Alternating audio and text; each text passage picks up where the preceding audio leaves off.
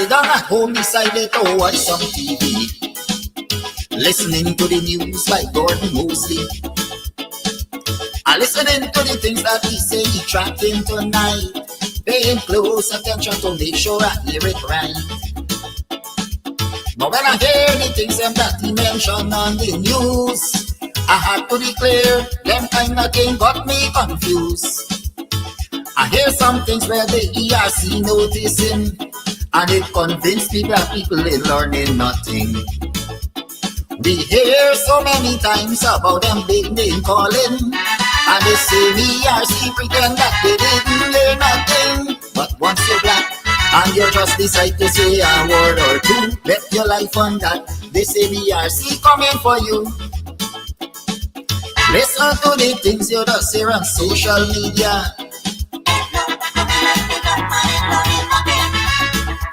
Only one set of people allowed to talk in one Guyana. I still say nothing, black people in learning. But this is my concern. I hope one day black people will learn.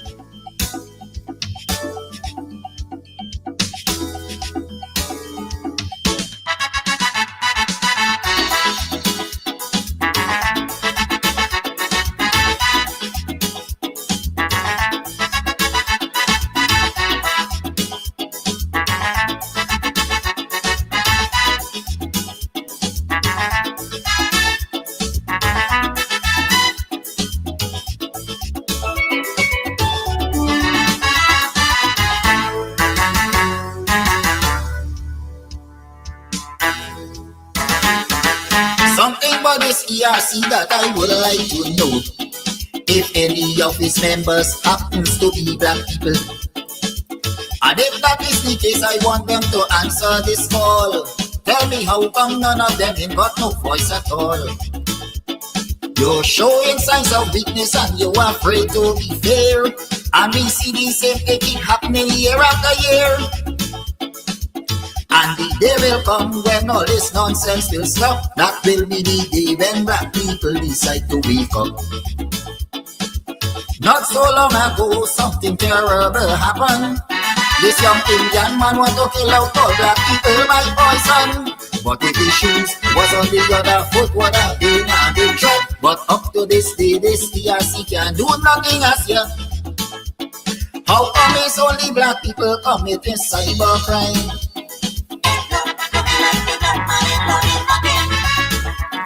When pretty on social media fussing people all the time, I still say black people in learning. But one day will come when the entire table will turn.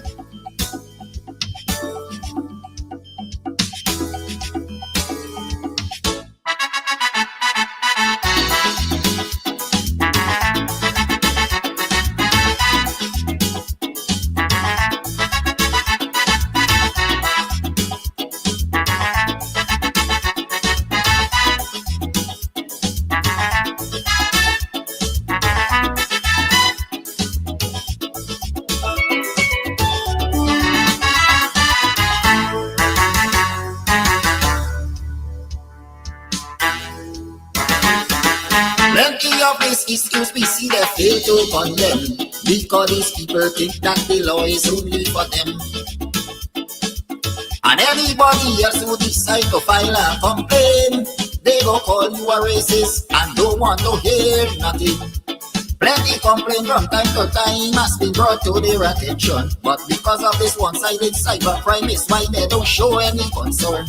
There's only one set of people that they really care about, and black people must take the abuse and shut them out. Did that Amsterdam went to court just recently for an issue that was highlighted by the same ERC. And with breakneck speed, the police decide to jump on his case. Without a search warrant, they went and search up the man's place. Let us all agree that black people under attack.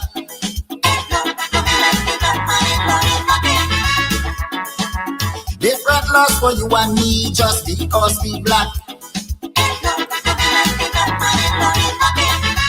I still singing. Black people in London. To all my black friends, we must put a stop to all this nonsense.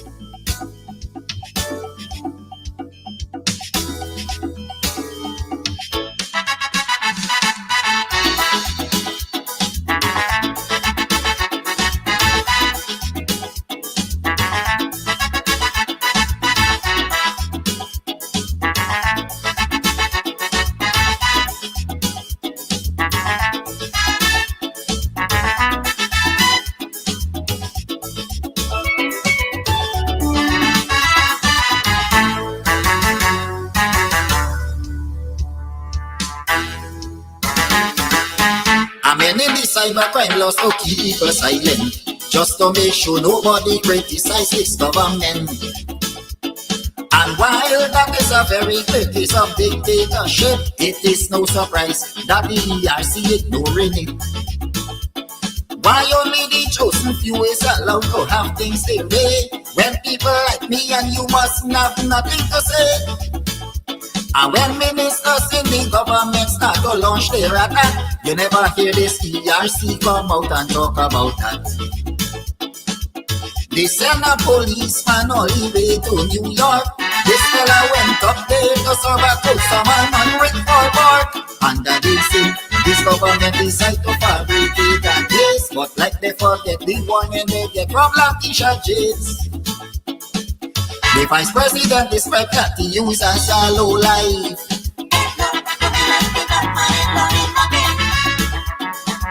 Because of this kind of abuse, he don't have a wife. I still singing. Black people in learning. Just the other day, I hope your man see help is on the way.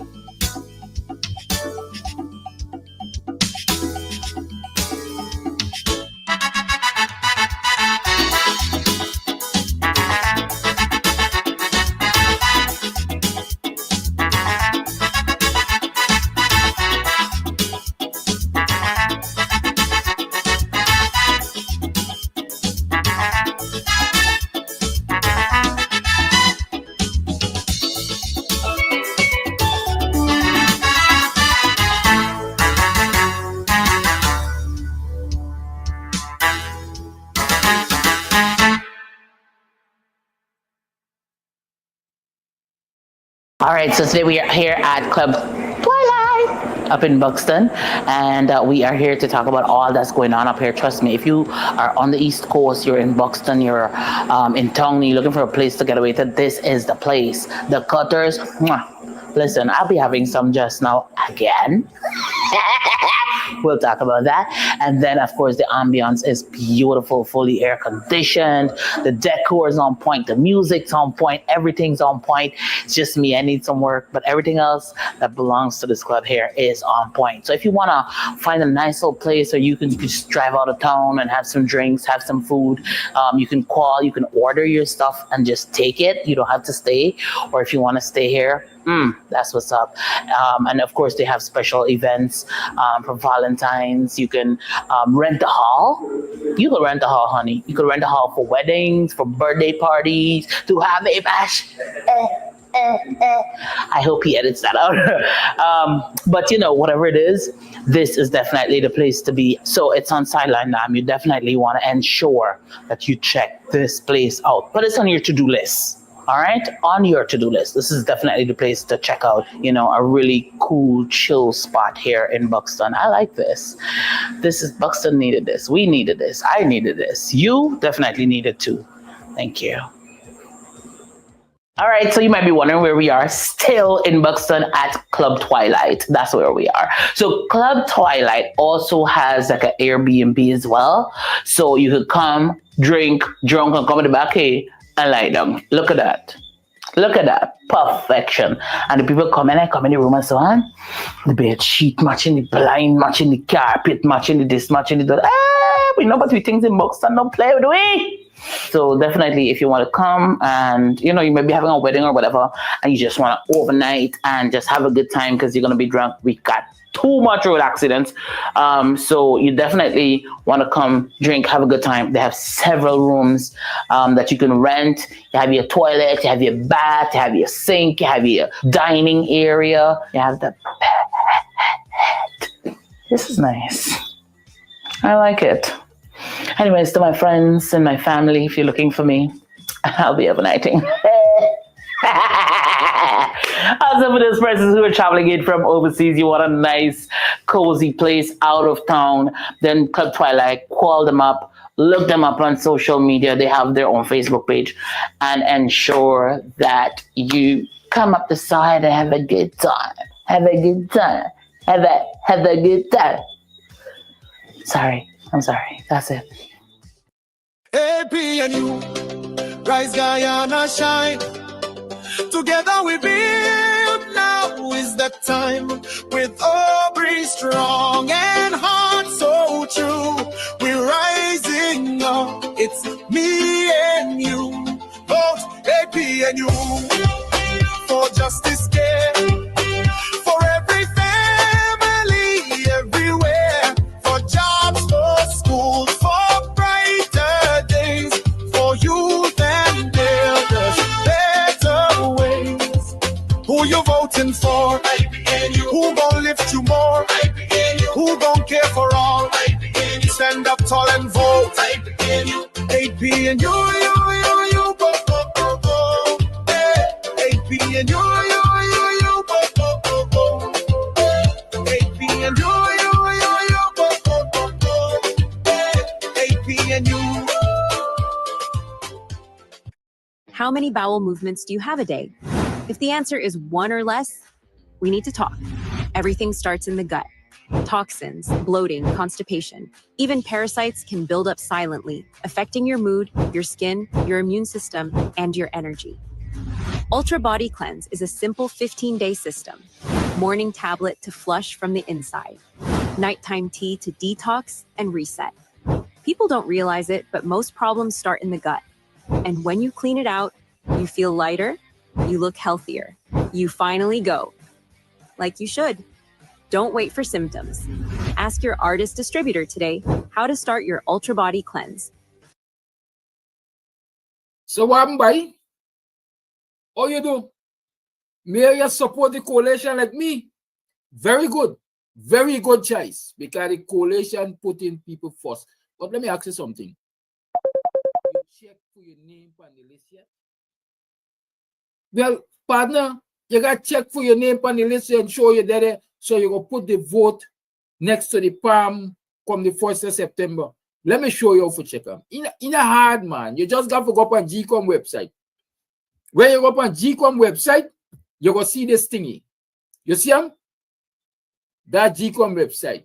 You just got to scroll up or scroll down, whichever one you want to call them, but you try to go bottom of the page. And you see this red and white writing here, Resource Hub, click on that. Once you click on that, you will see General and Regional Election for September 2025. Scroll up again. And then right on your left hand side, you see Query Tool. Watch me click on them and it turn blue there. Click on them. Good. Now you read the page, they ask you online, they tell you about online tools, query your registration status. All them are said check for see if your name there. You can put in your ID number and you can search by ID number. But me I want to give you my ID number because not for you too fast. Now what my ID number. Me go search by my first name, my last name, and my date of birth. So me put in Kidaki Amsterdam. Me put in my first name, Kidaki Amsterdam. Me put in my last name. Right? And then me go put in my date of birth. But again, I don't want to mind my business. But me go put in my date of birth. But are you watch me face good and proper? Me, I want coalition supporter because the coalition is putting people first. Right? When me don't put in my date of birth and you don't put in you want to click on search by particulars. When you click on search by particulars, this is how I go come up. You see, revised list of electors and so on. We watch. What you name there right there. Me name there right there. When you scroll down, we name there right there. Occupation, teacher name, Amsterdam, Kidaki. Address, 9 section C, Buxton. District 4, Demerara, Mahaika. Division 421-127C. Buxton Village, Friendship Village, south of the railway line. We tell you, man. No one background side, man. And me stay strong, me as support the RB Norton for president and director of finance for prime minister coalition, the APNU coalition. Because they got policies that are people centered. They're putting people first. So when September 1st come and you go in the booth, now whether all of them just come, Johnny come lately, and all of them will tell you stupidness. Put your X next to the palm. Palm them out. You know what I'm saying? Let me show you what the palm look like when you put your X next to. In case you don't know. What's the palm there? Put your X next to the palm and vote strong for the APNU coalition. Because we put in people first, and when you vote for we're going to ensure, you vote going to ensure that we get rid of the nasty, dirty, stinking, thieving PPP party and give you the best opportunity in this country that you ever had. So vote APNU. But before you vote APNU, remember you have to check to ensure that you're named upon the list. So go GCOM website. Go check them. Okay? Megan, I left for you. But spread the word. Spread the word. Tell everybody how to check for their name and tell everybody to vote for APNU.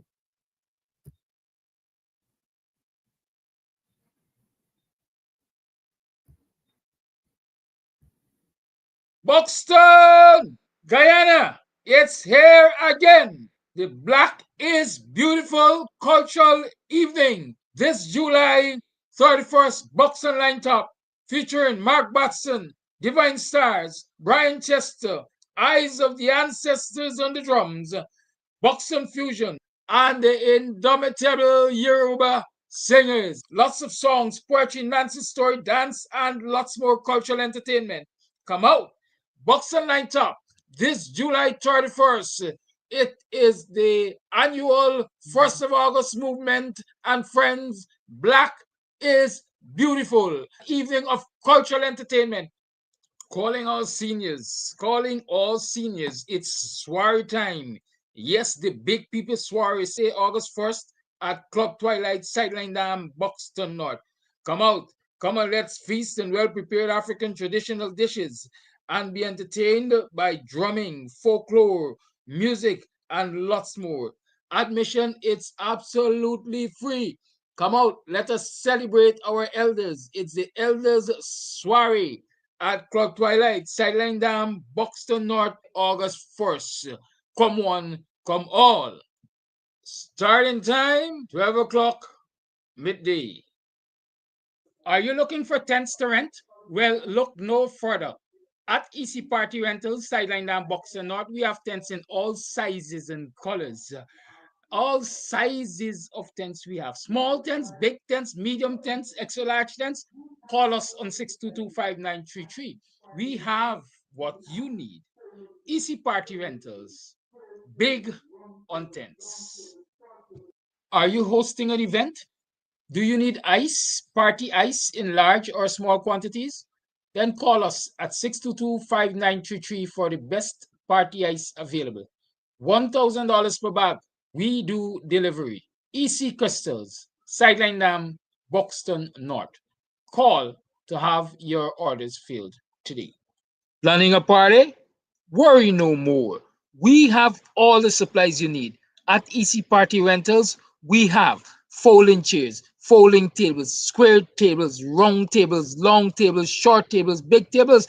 We have chairs, red chairs, gold chairs, white chairs, crystal chairs, chairs of all type, throne chairs. What you want, we have. Food warmers, coolers, ice, beverages. At EC Party Rentals, we have what you need to have a good time. You plan the party, we do the work. Call us 622-5933. Easy Party Rentals. Let's keep your party going. You can get meat anywhere, but for the best cuts of chicken, beef, pork, mutton, and lots more, check out T and W Harris Butcher Shop located in the East Rheinveld Market Meat Section. Call us on 609-7168, 641-4494. Ask for Rastaman. T and W Harris Butcher Shop for the best in fresh cut meats and lots more.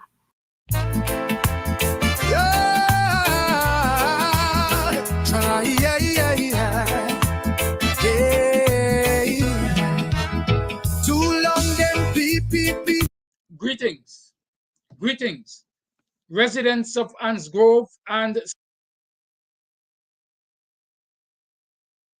surrounding communities.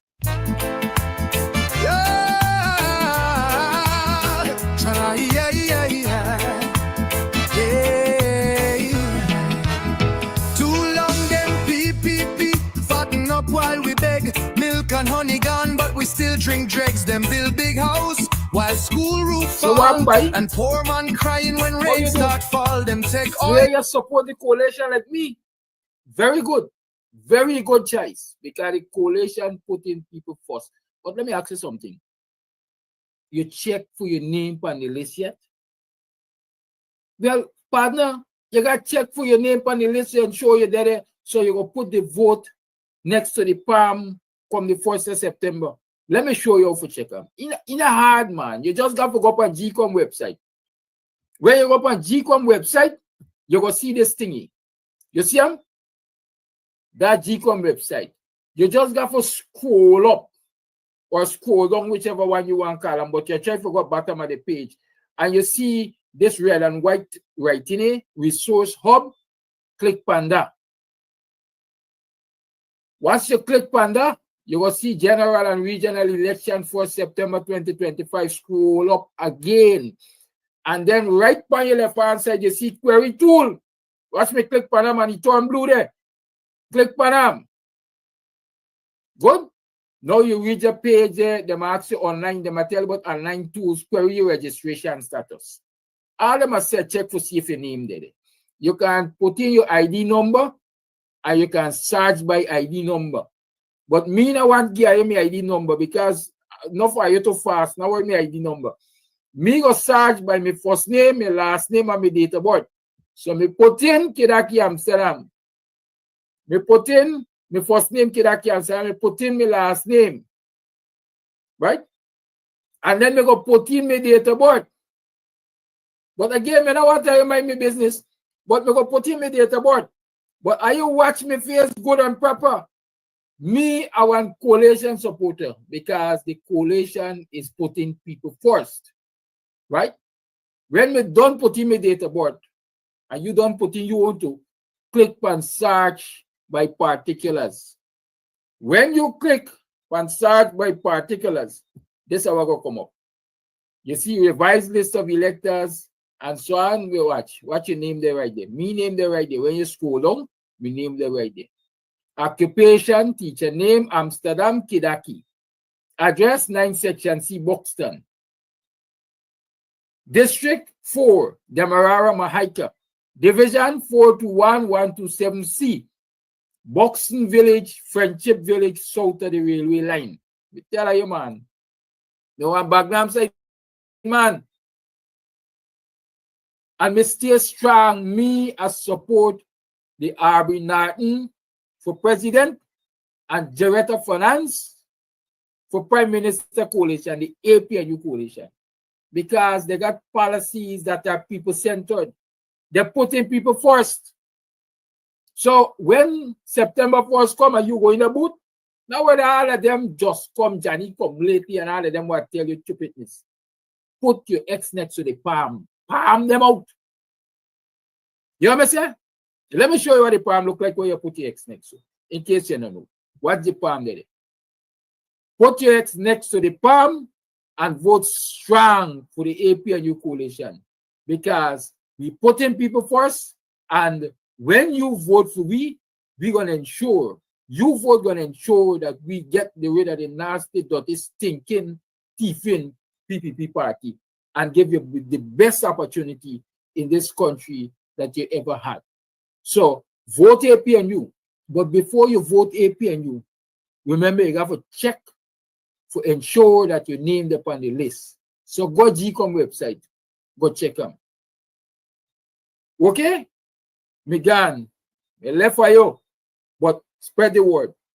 Spread the word. Tell everybody how to check for their name and tell everybody to vote for APNU.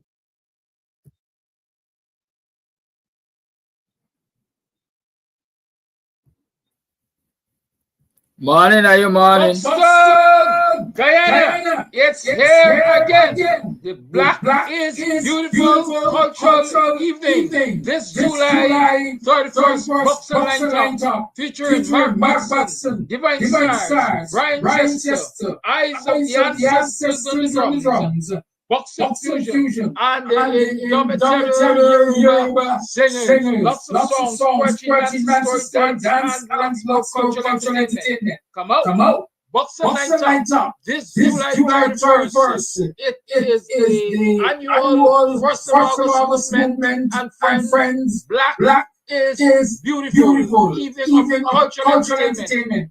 Calling all seniors. Calling.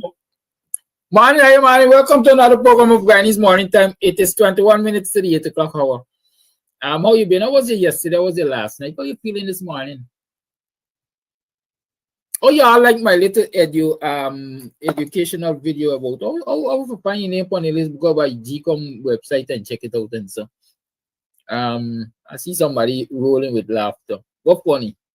And Marvin McPherson, what funny? Let me tell you something. I also see they got already man in Krassy named Ramgoat or something like that, talking a bundle of foolishness. Listen, if you don't stop, all I'm going to do is block you because you're bringing nothing to this conversation this morning. And I know they send you to try to be a distraction because the heat in the kitchen is too darn hot for them. It's upsetting the status quo. So, Ramgoat, trust me, you ain't coming for distract me this morning. I do on meditation. I stay focused, you know, I'm big, but I ain't stupid.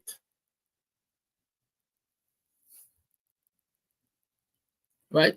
There got some things I could tell you about. One of my regular viewers said, Mr. Amsterdam, you must be badly on the live. There got people who are not Guyanese that is listening to you every day, and they are my in-laws, and so I don't want them to think bad of us. So I'm restrained from behaving bad. Right, Ramgoat? Good. So what are we talking about this morning? We have a lot of things to talk about. And those things include Audreyanna Thomas. I'm supposed to have Audreyanna Thomas on the program this morning to talk to us about some land issues. Right? Some land issues. Black man in this country always get land issues when the PPP in government. When it's not Lincoln Lewis. Remember they were trying to take away a whole set of land from Lincoln Lewis? That Lincoln Lewis' great-grandfather, I think, Kojo McPherson, left for his next generation. Yeah, these people got land, man. They don't like seed land. This is a sea land. They're big. Like how the friend of the bar, Jagios, was trying to take away the co-op land from the people at Haslington, North Haslington there. Once they see land, they tell themselves they must get it. The only piece of land any of us is guaranteed is the 6 feet by 3 feet or wherever they just dig you hole in. Good. I mean, we can't build our homes in the sky. At least not most of us. Because most might tell you could do them. But the reality is, I must see people things and leave it alone. Our ancestors moved millions of tons of earth or dirt to humanize these parts of the world. Well, you can't enjoy nothing. Yeah, it's everything I want. Anyhow.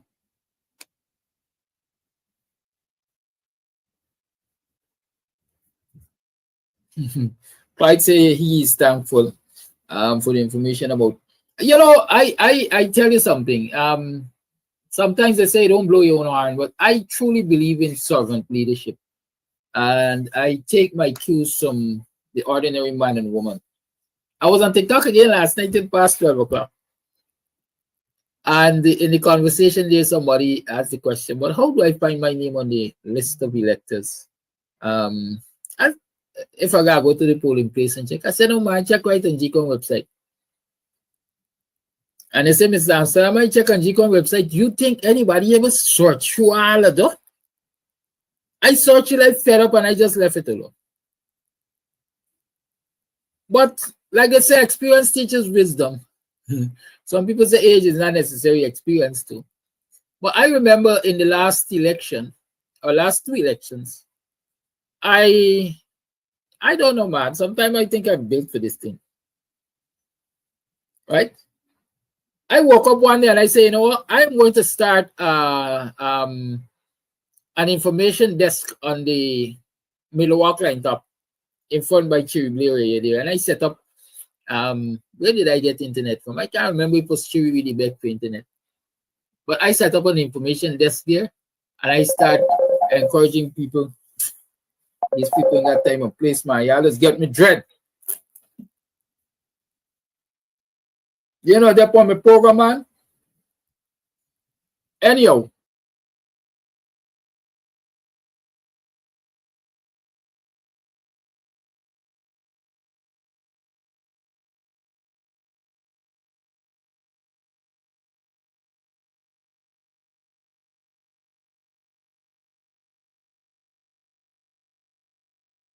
Yeah. And so I started to provide that service out there, and congratulations. Big up yourself to a lot of people who recognize the importance of that. And they joined me, and we used to provide almost a 24/7 service out there in those elections to advise people as where they need to vote and where the names appear and so on and so forth. I think it was very good. And so this year we're doing it again. I think starting this week, you're going to have that information desk on the Buxton line top there. Right. But as this thing came up last night in this discourse, I said, no, you don't have to go through that tedious thing of searching through that entire list. There used to be a query that you can just, something that you can just put in your name and information and search and you get it. It took me a while to find it, but I found it and I said, you know what? I am sure there are many other people who got the same challenge. And I got way sleeping with things on my mind. And so I got up this morning and said, let's do this quick video. And I found what some might call my comical self. And I got it there. So enjoy and please share it widely. Please share it widely. If there's anybody who wants to get it by WhatsApp, just indicate to me. And I'll try to send it to you by WhatsApp so you can share it around. But I'm also saying if GCOM dares to use it, they got to pay for it. Good, that's my intellectual property, not for GCOM to use. GCOM pays left, right, and center, their friends and cronies and so on to do advertisement in the name of voter education. They never ask me nothing, right? I got skills like that to happen. So if you are going to use my thing, GCOM are talking to. If you are going to use my thing, ensure you pay for it. Good, because we're going to end up in court. Nevertheless, it's Wednesday morning, and like I said, I'm expecting Audreyanna for us to talk about some land issues and so on. All right, Denise, must send me a WhatsApp so I can remember to send it to you by WhatsApp. Yeah, land is definitely always an issue in this country, more so when the PPP is in power. Land is on the ballot of this election. It has been on the ballot of every election. The consistent cry is that people have applied for eons for land and they have not been getting land. Even if they get an allocation letter, Some of them have never seen the land that they were allocated. Some of them never saw the land that they were allocated. There's some people who were saying that they will not vote for the coalition because they applied for land when the coalition was in power and they didn't get it. And the PPP gave them land when the PPP came into power, came into office. I think you need to enter the studio. I see your devices are not connected. Good. Right? Who, me? I get me a slot under the PPP. And I applied in 2011 and the coalition was in office and they give me no land. Come on. Yeah, you're real. 2011 you applied and the coalition was out of office by 2020. There's a 9-year period. Go and check. They got some people who applied for land 30 years. And the PPP has been in government for 23 or so, 28 or so of those years. 23 of those years, I think, perhaps. And they ain't got land yet. Sometimes we demand too much in too short a time. Sometimes we are too impatient. And that impatience causes us to make irrational decisions. And I can tell you about that because, like I said, experience teaches wisdom. I have made a lot of irrational decisions because of my impatience. And I'm talking when I was a much younger man. I want it now, and I gotta get it now. And if I can't get it now, even if I start it, I could just lift it and move on to something else. And that attitude has cost me resources. And that attitude has cost this nation, many of us in this nation, citizens, the opportunity for a better life. Sometimes we have to be patient. As I like to say, you have to watch with us one more day, one more night. Because that person who said they applied for land in 2011 and didn't get it under the coalition, who knows? Under the coalition from a 2020-2025 government, you might not have only gotten land, but you would have gotten a well-built up, well-laid out land, or land in a well-built up, well-laid out community. You might have also gotten other housing solutions. But hey, I get land under the PPP, and so I can vote for the PPP. So you got land under the PPP. For how long? Have you been able to construct a home since you get this land from the PPP? How many of us have been able to construct homes since we get these waterlogged lands and so on? Talk to me. Many people got the document, say they got a piece of land, but they ain't got no empowerment because they can't build on it.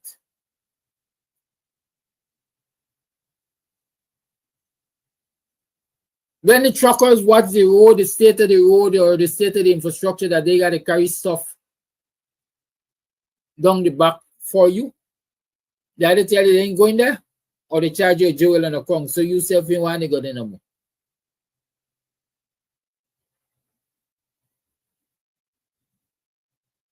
Sometimes you have to take a step back,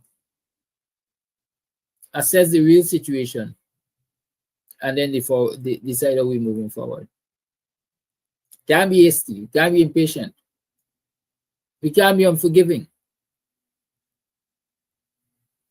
Because when we are unforgiving and we start digging holes, for those in the coalition, we dig enough holes, you know. We dig in holes for ourselves and family and next generation. Because we're not giving this new construct of the coalition, the APNU, the opportunity to really deliver what it says it will deliver to you.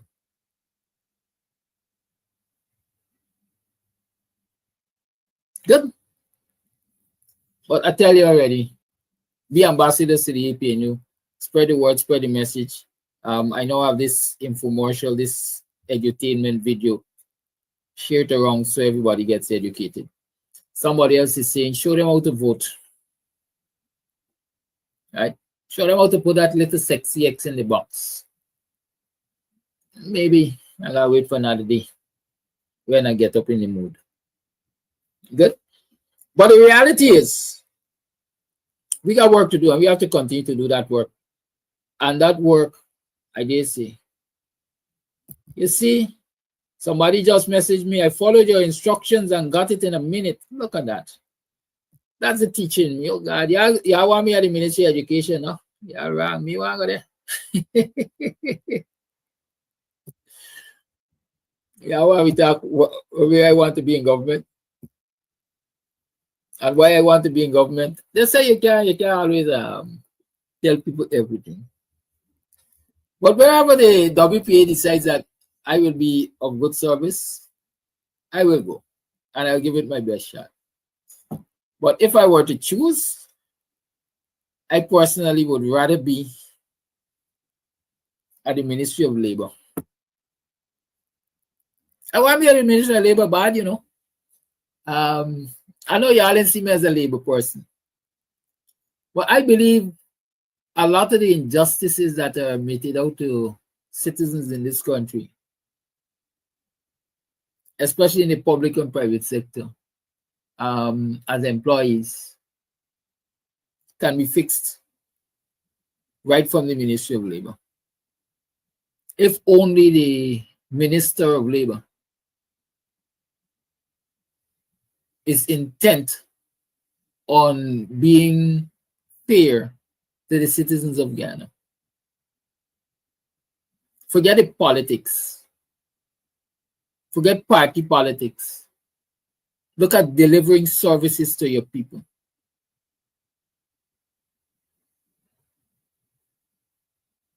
Right? The Ministry of Labor currently and under the PPP has been a cesspool. Cesspool. I dare say that a lot of what takes place there is corruption. Serious corruption too. Labor officers not doing their job as they're supposed to. Labor officers taking political instructions. And so the working class can't get no justice.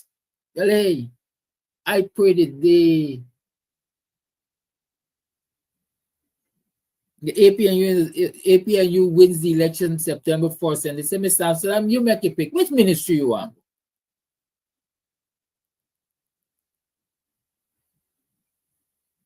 Me are telling me I go labor. Because our workers deserve an easy time in this country. Why expatriates must come here and get the best of everything? And when I say the best of everything, I mean the best of everything. You know, there are mining companies in this country where the expats have to eat before the locals. The locals dare not go into the lunchroom at the same time with or before the expats. There's a serious form of apartheid taking place in this country. Jelly ain't got no second choice. I don't look after seconds. I want the Ministry of Labor. Like I said, my second choice is wherever the WP and the coalition believes that I can serve them best, right? But I seriously, I pray to God, y'all don't understand this thing. I want to be at Ministry of Labor. If I become the Labor Minister, Guyanese will get justice for the labor. And there are other things which will be fixed too, but it's, like I say, I can't tell you everything. You gotta hold some cards to your chest. Right? Why you got expats coming to your country and earning, for example, let me say $500 a day? and the compatriots, the locals can't get $500 a day. Is discrimination in labor? If I'm bringing the same skill and the same experience, not because you lighter in color than me, you must be paid twice as much as I'm paid. And the Ministry of Labor has the authority by the Labor Act. The labor officers got the authority to fix all of those injustices. But these crabs and criminals, they turn up at these, what do you say, foreign investors' place, and they're greeted nicely and they get warm, warm soup, and they believe, hey, we forget them locals, by they can't give you this kind of. When last I had some lentil soup. No man, we gotta fix that crap, right? But we gotta fix this land grabbing that the PPP depon and so on, and the discrimination and disrespect for people in their ancestral lands and all of that. So we have Sister Audreyanna Thomas in there. So Audreyanna, good morning. How you doing, girl? Welcome to the program. Taki, good morning. I apologize for being on the program late. I had some technical difficulties. And but Kadaki, thank you for having me on the program. And I'm doing very well, thank you. Good morning to your viewers.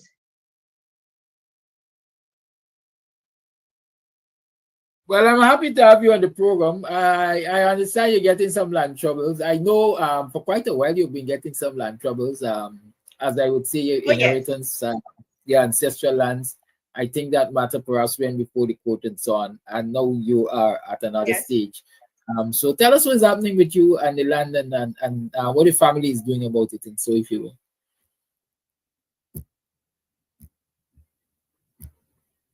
Okay, so I'd like to address three areas. One is as a result of this has been 30 years, Kadaki, of us going through all sorts of court matters. And personally, I've been sort of leading this process for my family. And I've learned a lot over those past 30 years. And I sent you that flyer. I'd now like to start a land support group. And we can talk about that a little later because many families are going through what our family is going through.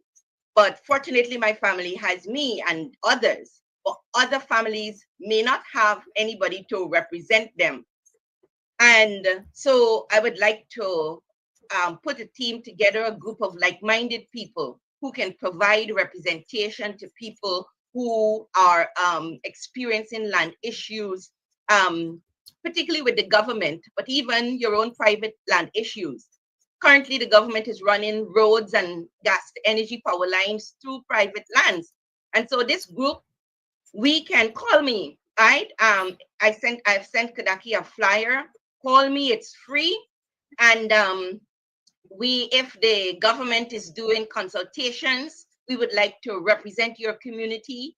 At those consultations meetings, I'm hoping that we can start distributing some flyers, for example, on what the law says as it relates to how many feet is required for a 4-lane road, for a 2-lane road, for example, something like the energy power line.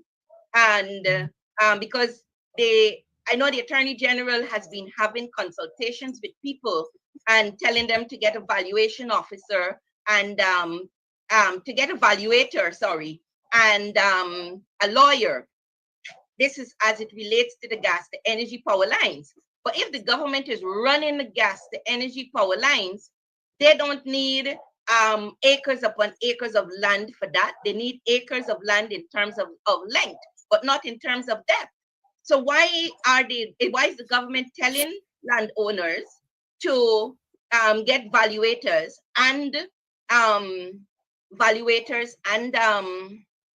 and lawyers for acres upon acres of land? So this group, I hope, will provide support to landowners, and I hope that we'll be able to clarify issues that you may have. The other aspect is that you see the Land Acquisition for Public Land Acquisition Act for public purposes. This is the act to acquire private land for public purposes. It specifically states that the government has to state or indicate what is the purpose for which they want to acquire private lands. So what the government is doing, they are using the opportunity of the gas to energy power lines, running the gas to energy power lines, and running these new roads to essentially, I would say, grab land and acquire land for private land. So residents and landowners have to be aware of their rights. And so if there's a road running through your area, if there is a gas to energy power line running through your area, call me. And I call us. I'm hoping to put a team together, like I said, so that we can attend those consultations and ask the Attorney General some pertinent questions. I attend those meetings to ensure that the government does not grab your land by using the purpose for which they want to do it as running new roads through your communities and this gas to energy power lines. The other aspect is that they because the act does not allow the government necessarily to just come and take the land. They must have a purpose. But if they're running a road and the gas to energy power lines, they don't need 20 acres of land in depth to do that.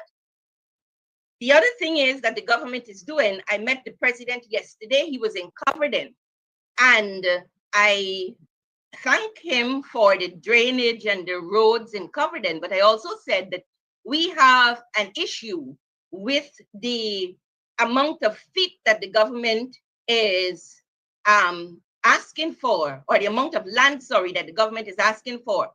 And when they're running this new road, they're running a new public road in our backlands. And I think the government is asking, the president said yesterday, 400 feet. I'm not sure if it's 400 feet in total, or if it's 400 feet on each side of the road.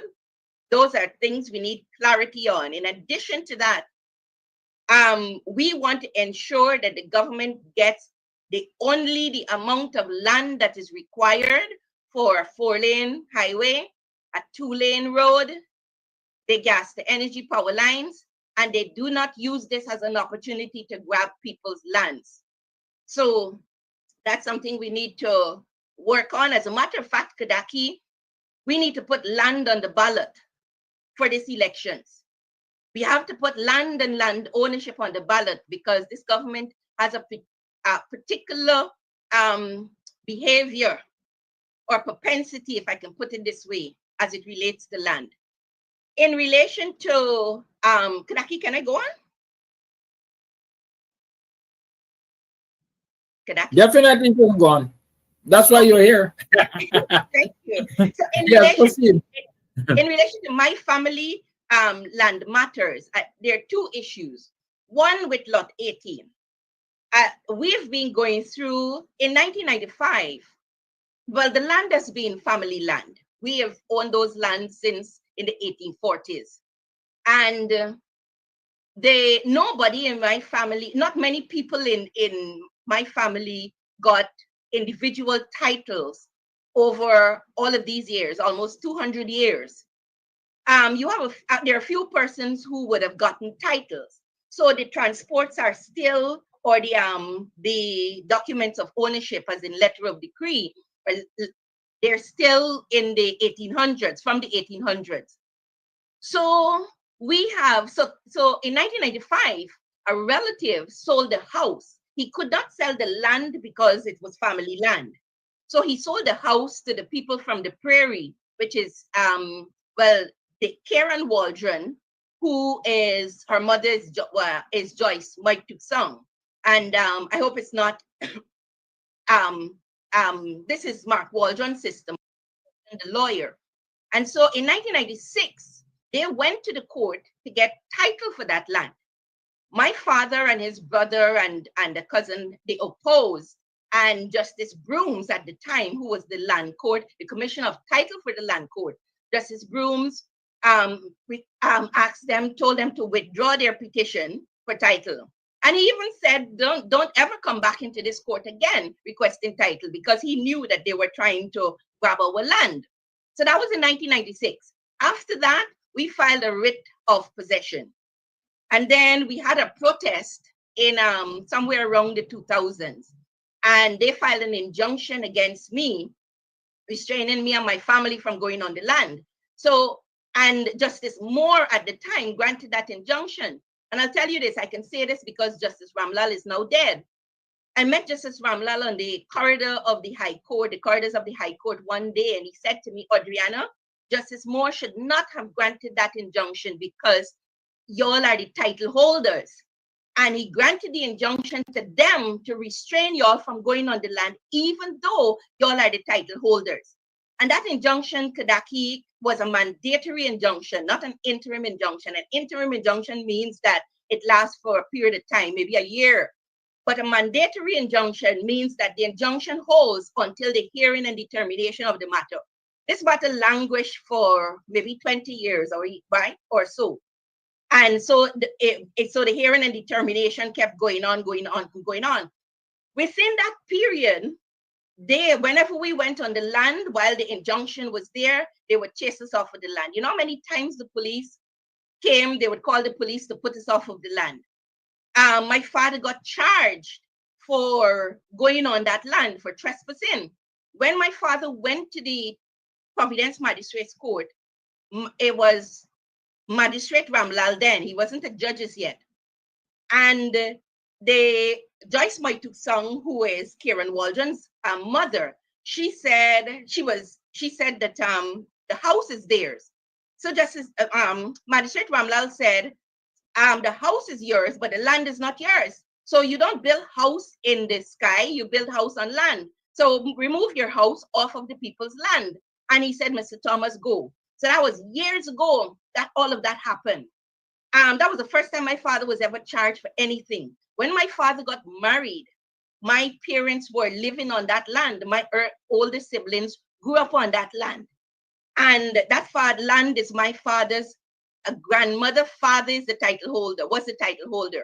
And he got charged for trespassing on his own family land. And so I'm just sharing with you all of the different things we went through, right? I got an injunction against me and all of that. So they used the period of the injunction to apply for title for the land. So they got a transport in 2019. And we applied to the court for the court to rescind that transport. And that matter was before Justice Harnanan.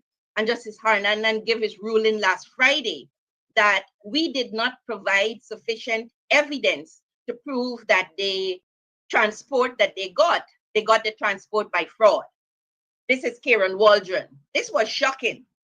What did Justice Harnanan also said? But you see, the approach that we used was based on all of the previous cases that we would have had before. So we said that had they didn't reveal that there were all of these previous cases before, and as a result, we brought the case of fraud, that the transport was they got the transport by fraud. Justice Harnanan ruled that we did not provide sufficient evidence that they got the transport by fraud, and that we did not, this was interesting also, we did not do enough to prevent them from having continuous occupation. So when I told my relatives said that, so the judge expected us to be violent, because the only thing we didn't do was to be violent over those 30 years. I've written to the crime chief since when it was Mr. Trim. I went to Mr. Henry Green when he was the head of the B division at Breakdown, or A division, when the police used to be locking up from Timeri, used to be locking up my family for going on the land.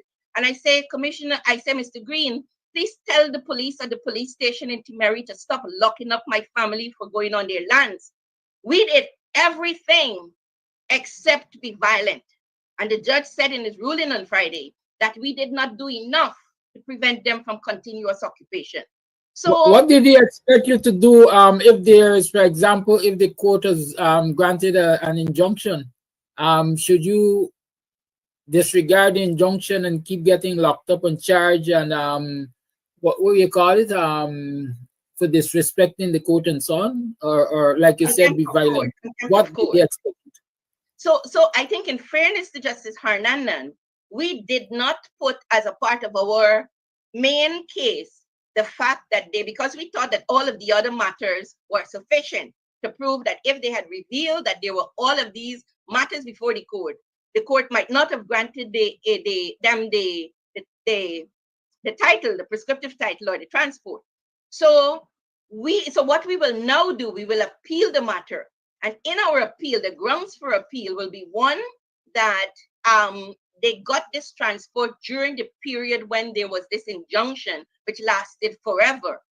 And then the other thing that they did, and this one is interesting, and Kadaki, I'll tell you this, and this is where my faith comes in. Justice Harnanan was not the final judge. For us, God is the final judge. And the Bible said the truth shall set you free. So they spent 30 years trying to get a transport for a land 17 and 18 covered in. But there's no land that covered in by the description of 17 and 18, but 17 and 18 as one lot. There's a 17 and we have a transport for 17. 17 is where I grew up. That's my parents' land. And we have a transport for that land. Lot 18 is the land where they were on, and that's my great-great-grandfather. It was the title holder, and we have a separate transport for that land. So what they did for 30 years, they pursued a transport for 17, 18. So even though Justice Harnanan ruled that we could not find sufficient, we did not produce sufficient evidence to prove fraud, the transport of itself that they have, the description of the transport is incorrect.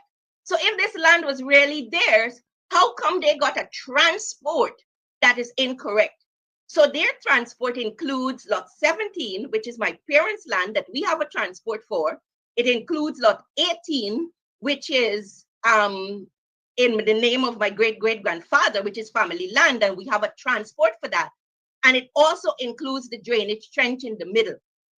Their transport puts the drainage trench between lot 16 and 17, not where it is physically. So it's as if they wanted a transport for the High Court, but they also got a transport for the Mayor, City Council, and Charlotte Street in the middle. So when we now go to the Court of Appeal, we'll also go to the Court of Appeal to say that this transport that they have, so there are 3 transports now. So we have a transport for 17, we have a transport for 18, and their transport for this created description, which is 17, 18. So we will now, that's another ground for appeal, in that they have a transport with 2 other transports, 2 other lands, which and the drainage trench in between. So so that's the case with that. And I was disappointed with Justice Harnanan's decision, because it was after 30 years to go to the court to hear that you did not do enough. And the only thing we did not do was to do something violent. And but we're going to go to the Court of Appeal.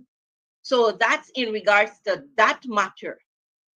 There is another matter at lot 13. And this is interesting also. And I want to come back to say that lot 18 matter, if somebody has a transport, if they have a transport for 17, 18, we have a transport for lot 17, we have a transport for lot 18. How is it that this is your land and you don't know the description of your land? That is fraud. It's a clear case of fraud, because there are 3 transports for this land. So the other Audreyanna, let me jump in here and interrupt you a little.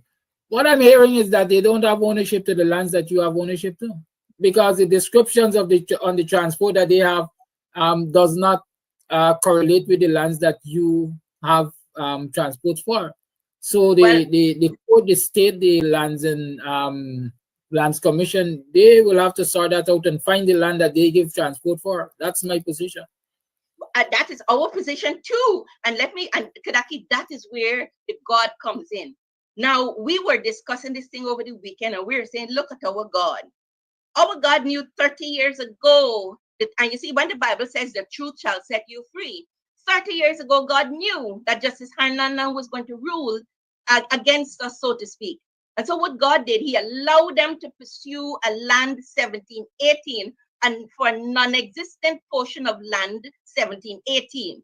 So that after Justice Harnanan's decision, God's judgment gave his decision, or God's decision was always there, that our transport for lot 17, for lot 18, right, are the correct transports, and their transport for 1718 is for a non-existent piece of land.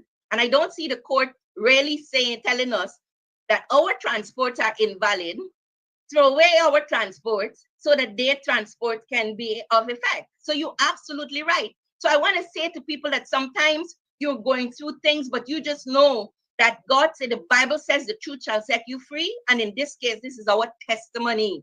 That after 30 years of fighting and the court ruling against us, God came through for us. So we got 2 valid transports for our 2 properties. In addition to that, my relatives were paying rates and taxes for the entire land at lot 18, which is because it's one transport, and we continue to treat it as one transport. We are paying rates and taxes for my parents' land at lot 17, and they are paying rates and taxes for the portion on lot 18 that they claim that is theirs. So it's like somebody moved into your backyard, take a piece of land and say, this is mine and I'm paying rates and taxes for it.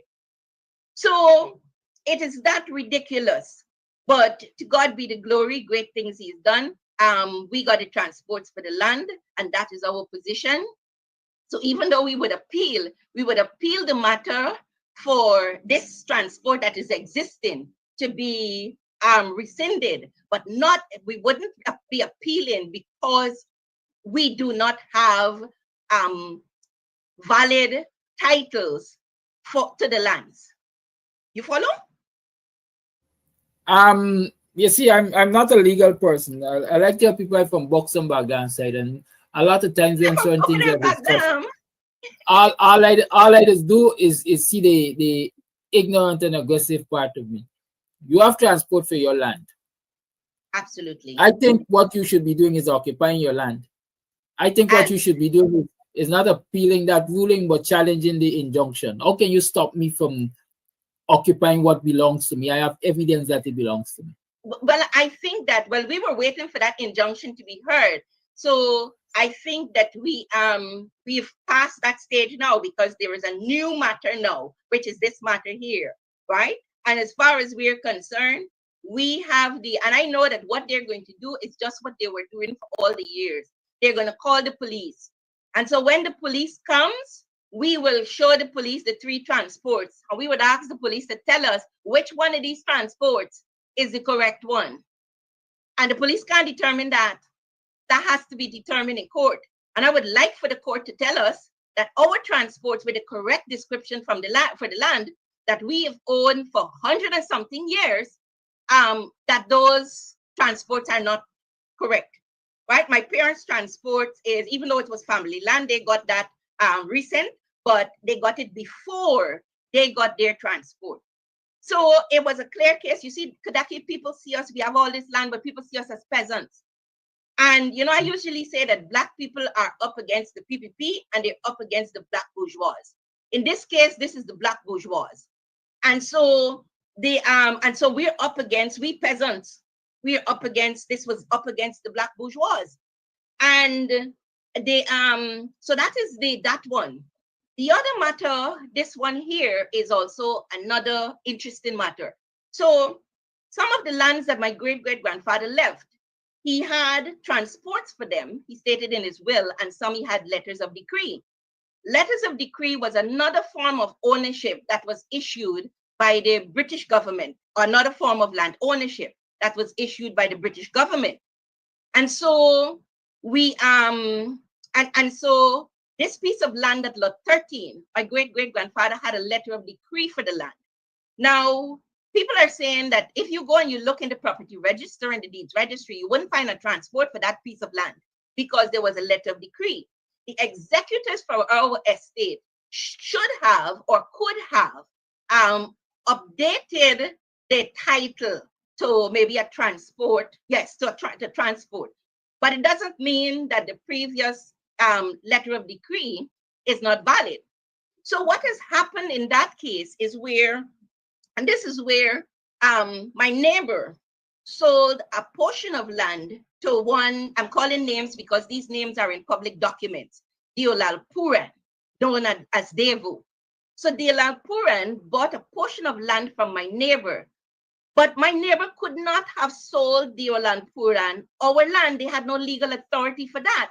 The only legal authority they had was to sell him land that was in their transport. So what has happened with that matter now is that where Deolal Puran has now leased the land, our land, to an international company, a UK company called MySem, Guyana International. They're at Bel-Air Street, Lamahar Gardens. So that's the photographs I've sent you where I was protesting. So the company now leased the land from Puran.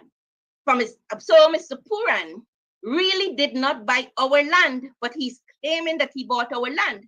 So what he's doing now, he's using this company to establish occupation so that he can apply for a proper title. But Mr. Puran lives still on the East Coast. How he can come and apply for proper title? But I tell you what has happened. So what my neighbors, what they did, they amalgamated our land into their transport. Now there's no legal process to amalgamate somebody's land. It's like you have the High Court and the City Hall, and they amalgamated the City Hall into the High Court's transport and sold Mr. Puran that portion of land there. Now there's no legal process for that.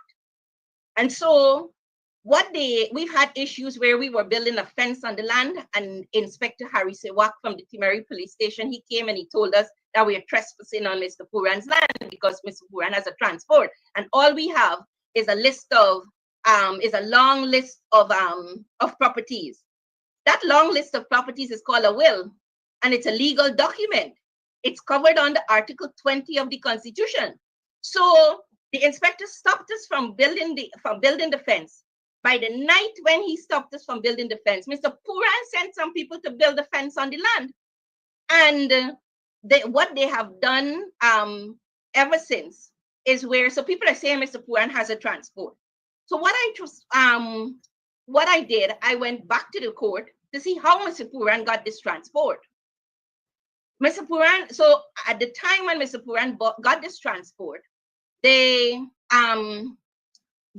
my neighbor who sold it to him, GRA said that they could not get the compliance because they were not the sole title holders. This is for their land, not our land.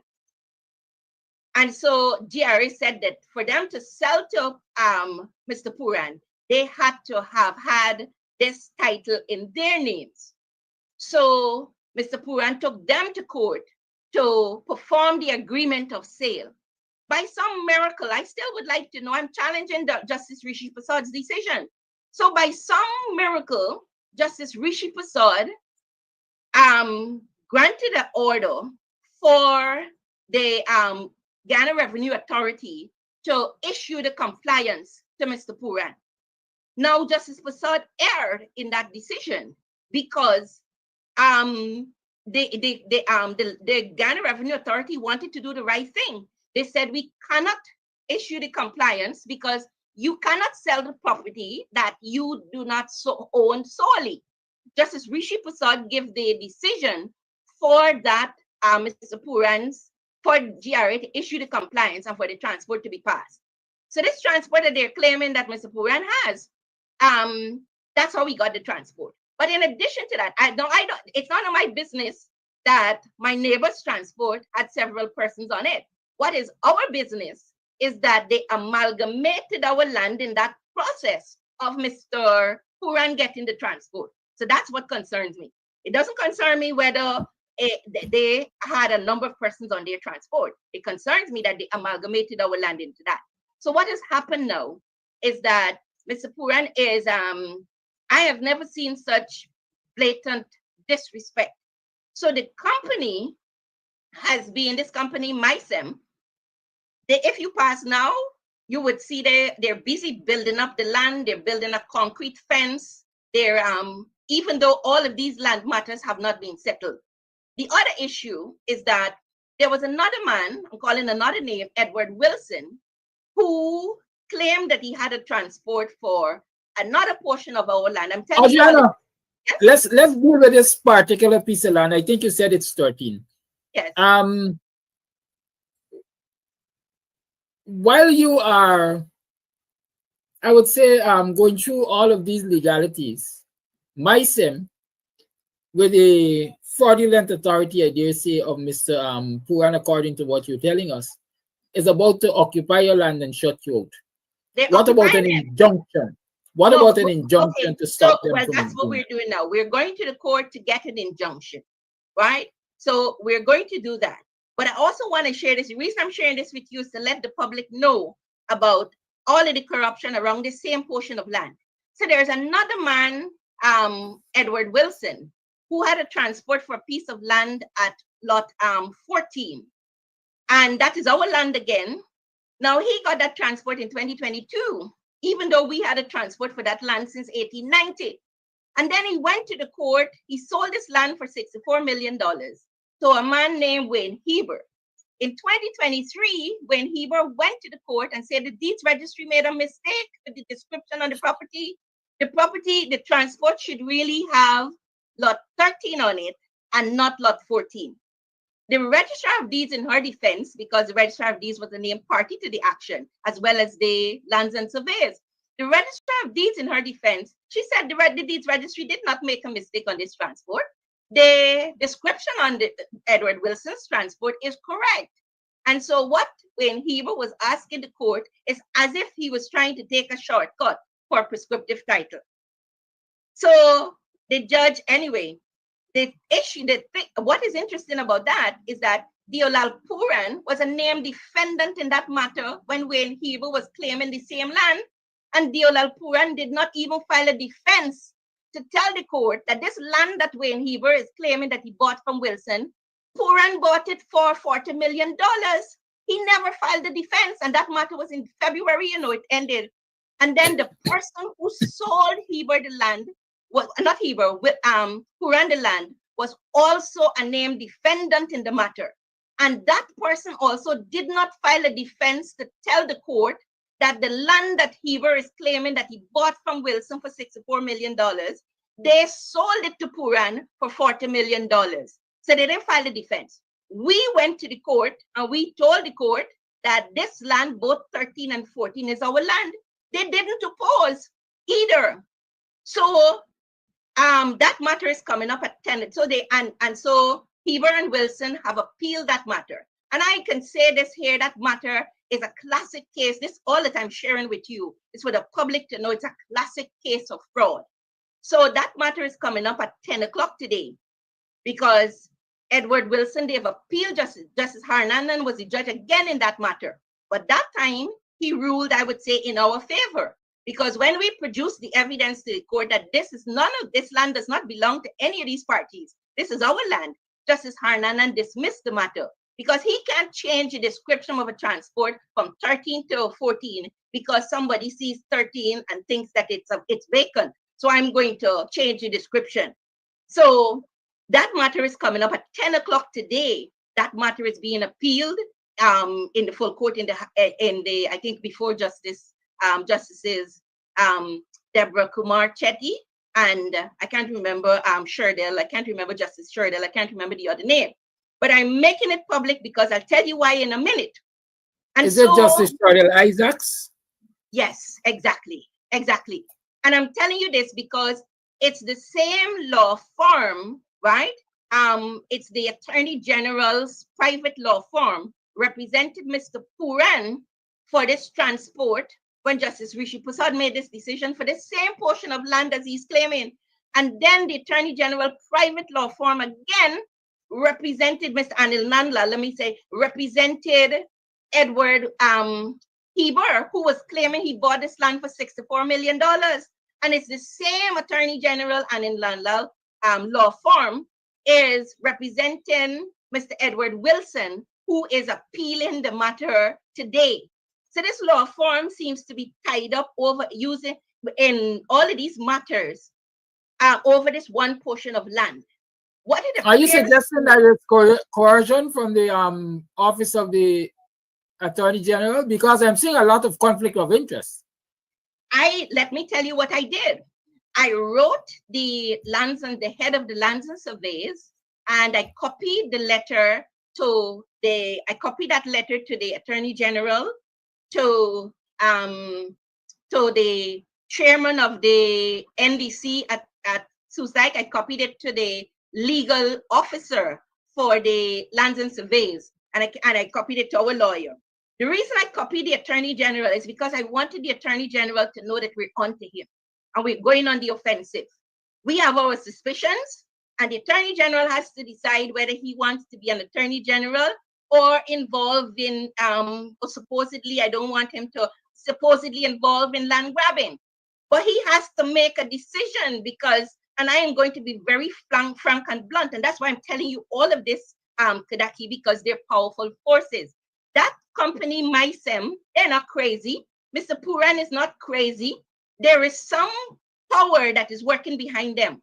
Because when I went to protest outside of the office at MySem last week, one of the gentlemen came to me, and apparently he's a Guyanese who is doing the coordination for the company. And he said to me, what are you doing out here, madam? And I said to him, MySem is occupying our land, and Mr. Puran is using them to occupy our land so that he can apply for proper title. So he said, that's a problem between you and Mr. Puran. I said, but y'all are on our land, and as long as you stay on our land, we can come in front of your business here and protest.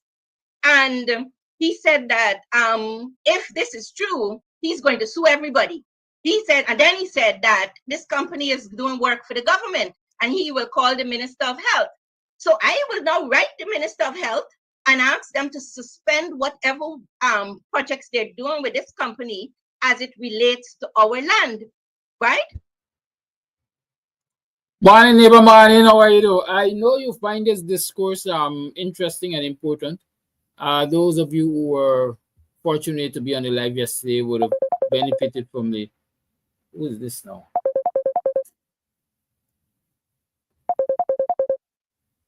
Good morning.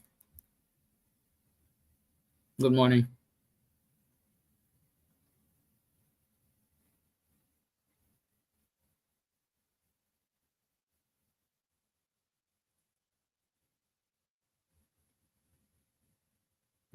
And so the you get in the picture.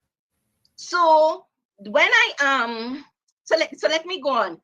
So apparently there is an effort to use Edward Wilson's transport to get this land. After Justice Harnanan dismissed that, Mr. Puran showed up with his transport. The first time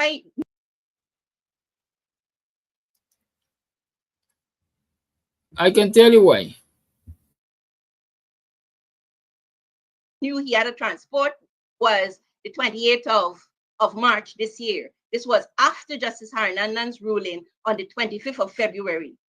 And then and then now they're using and then Mr. Puran's transport is also being used. So they're saying that because we had a letter of decree, right, only people who had only a transport people who have transport can get the land, something to that effect. So what we have done, we have reported Edward Wilson to the police for fraud, and the police is investigating that matter.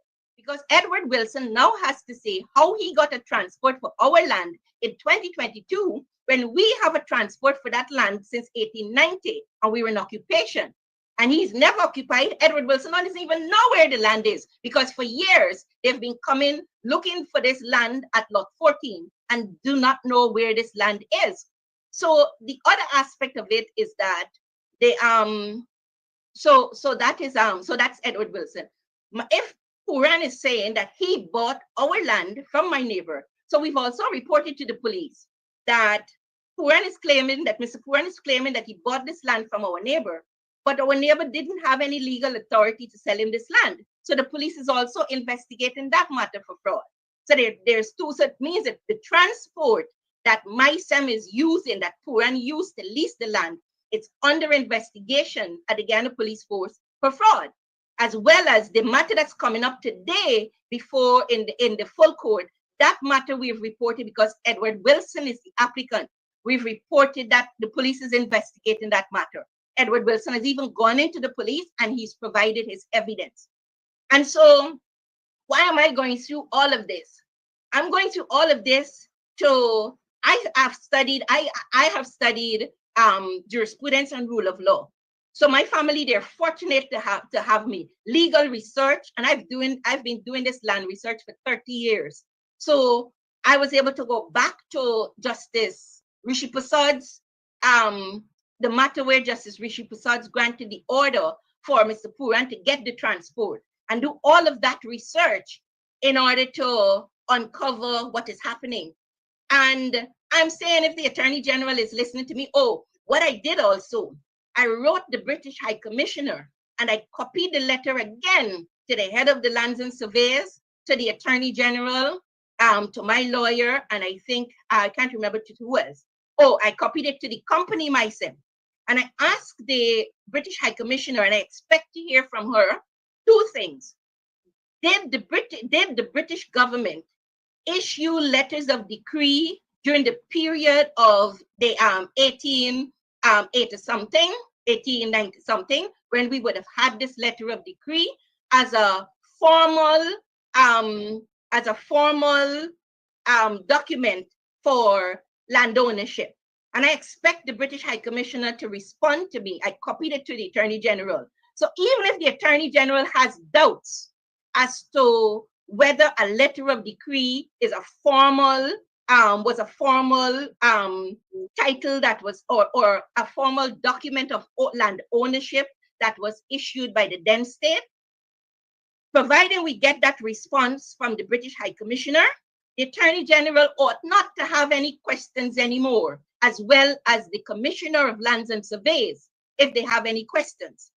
The other thing I requested of the British High Commission is that this company, MySem, is a UK company. And this company is involved in all of these matters here. There are all of these issues around this, but yet they're proceeding to occupy our land. I sent her the photographs of me protesting and photographs of them building on the land, developing the land. And I said, the reason I protested in front of the company is to make them aware that this land has issues. So they can't now say that they're not aware. So I asked the British High Commission in that letter to examine the conduct of this company as it relates to, I said, we will go to court eventually. And as you said, to get the injunction, etc. But the conduct of this company, irrespective of me going and protest in front of the company, right? They're still moving ahead with what they're doing. And I figured that there are powerful forces behind them. And so I expect a response from the British High Commissioner to my letter. The next letter I'm going to write is to the Minister of Health, because the man said when I was protesting that he gonna call the Minister of Health and they're doing work for the government. So I said to him, then let the government find land for y'all. Don't let you can't be doing work for the government and you are building on our land. So I would write the Minister of Health and I would ask the Minister of Health to discontinue whatever contract they have with this company as it relates to our land. I think we were clearly underestimated. So I think that Mr. Puran and this company, they felt that once they establish a fence, because they're building a big concrete fence, and they have a lot of sand, and if you go there now, you would see a big operation when the ownership of this land is being challenged, even at the level of the police, right? So it means that they see us as peasants also, and this is an international company, coming to our country. This is a violation of natural rights. It's a violation of and I mentioned it in the letter to the British High Commissioner. It is a violation of Article 20 of the Constitution, which says that the right to an inheritance is guaranteed. So whatever law transport falls under, they. Yeah, Manny, why y'all are so concerned that I am on mute? Y'all been listening to Adriana? Audreyanna? Were you hearing Audreyanna? That's what is important here right now. Can you tell me, were you hearing Audreyanna? I took a call, so I deliberately muted myself, but maybe I just didn't switch the video to Audreyanna. But I am sure you were supposed to be hearing Audreyanna. So confirm you were hearing Audreyanna, please. In the meantime, Manny, welcome to another program of Guyanese Morning Time. It is 7 hours 42. That is 18 minutes to the 8 o'clock. A few minutes later than I would normally bring Mr. Jordan on. But you know, that is how things happen. Sometimes you have to multitask. And I like to work with my spirit. Sometimes while I'm in the middle of a program and I get a call, it aggravates me because yes, people are supposed to know the time to call and so on. But then sometimes I say it might be very well important enough for them to call me while I'm on program. And I'm happy I took that call. Right? Because I'm getting information that there are a number of persons. Right? There were a number of persons who, or there are a number of persons who can't seem to find their names on the voters list. I started receiving information yesterday, perhaps after I did that educational video, but a number of persons have started reaching out to me to say, Mr. Amsterdam, we can't find our names on the list. And on the East Bank, on the Suzdijk highway there in particular, Hillfoot and those areas, a lot of people are associating the disappearance of their names from the list with the taking of the cash grant. They're saying in some areas, everybody that took the cash grant can't find the names on the list. Is it coincidental? Is it was it deliberate? I don't know. I can't sit here and say I told you so. I have to do further investigation to determine whether or not that contestation by people is true. So if you took the cash grant, if you know of a number of persons who took the cash grant and their names were on the voters list and it is no longer on the voters list, please inform me so that I can follow that up. I don't want to be the boy who's crying wolf. I'm just telling you what people are informing me of. Good. Just as how they're informing me of a big travel company taking what I consider contract or working on behalf of the PPP to fly people into Guyana to vote on elections day for a commission. For a commission. It is alleged, note I say it is alleged that that is what Monishwara's travel agency is involved in currently. It is alleged. And I am saying to you, like I always say, if you find that there are people within your society who are undermining the democratic practices and contributing to your oppression, then you got a choice. You can either do business with them or don't do business with them. But people must understand that choices have consequences. And if they choose to enable this government to oppress people through fraudulent and other means, then you must make a choice. And yes, I sound aggravated because I'm damn aggravated right now.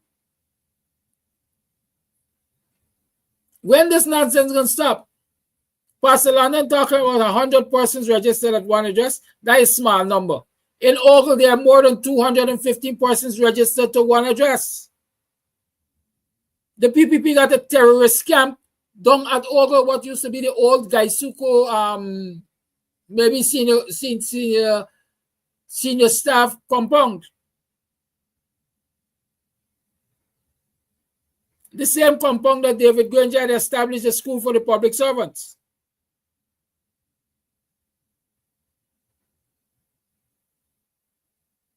I have my own thoughts as how to get them out of that building, get them out of the compound, and even out of the damn country so they can't even think about voting. But not all thoughts are pure, not all thoughts are for public consumption.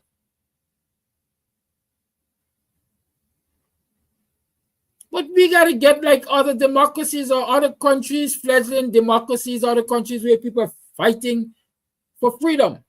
Because this is what it is. If you are seen as an enemy to the struggle, then you be treated as an enemy to the struggle. You left in your country. I don't care how bad you there in your country, but you left in your country for come and frig up the next man elections.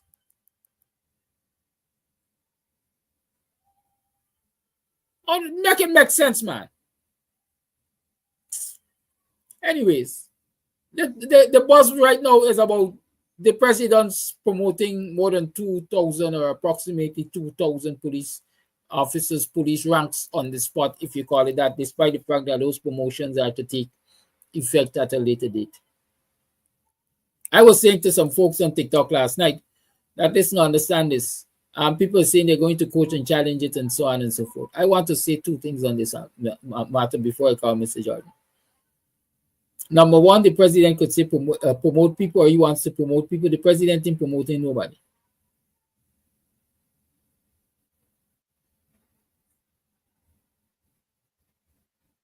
The president isn't promoting nobody, but people will get promoted because it is the commissioner of police that will have to sign that promotion order. Again, I'm not versed in law, and I'm not versed in the police act and all of that. But from my little understanding, the commissioner of police has authority to promote perhaps all non-commissioned officers. I don't know what's the highest rank of non-commissioned officer, if it stops at sergeant or inspectors. But all of those non-commissioned officers is the kins that got sent to promote them. And so the order will come out in the public with a king's signature. And since the court recently ruled that his appointment was legal, then he has a legal authority to promote. And so I'm not sure how we can go to court and win on that one. Right? But the specialists, they can deal with that. I will deal with the politics of it. The politics of it is that the PPP is so desperate. There's so much on the ropes, recognizing that they stand a very, very high probability of losing these elections, that they're going overboard, if I can call it that, to buy the votes of the citizens. And y'all know me, they like to call me racist, but I like to call it as it is. More particularly, they're going overboard to try to buy the votes of African Guyanese, because the reality is the majority of the people in the armed forces, and in this instance, the police force, are African Guyanese. And so they're trying to buy the votes by offering them promotions a few days before they vote. By all means, brothers and sisters, ranks of the Guyana police force, take your promotion, but don't lose focus. Because you put the PPP back in office September 1st, and you're going to realize that the promotion wasn't even worth the vote, because you're going to stay right where they're stagnated for another 40 years under the PPP. So you all decide if your vote is valued at promotion, or if your freedom is valued at promotion. You all make that determination. And I hope the international so-called observers are really observing this. So when they're going and put their report to say they were free, fair, and credible elections, I want them to indicate that there were also lots of machinations to buy people votes, which necessarily makes the election not a credible one. I say I'm going to say two things. I don't forget what was the first one, because I said so much on the I forget what was the second one, because I said so much on the first one. But it is as simple as that. And there's no doubt that the PPP is trying to buy African Guyanese and buy African Guyanese votes. That's why they're running into every African Guyanese community now and give contract, even if it's just clean drained in trenches.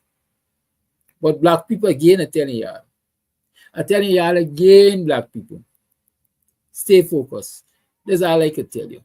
It's time for me to call Mr. Jordan. I know it seems as though we're going to go into a 10 o'clock session or 11 o'clock session today, because the reality is I'm calling him later than I usually do.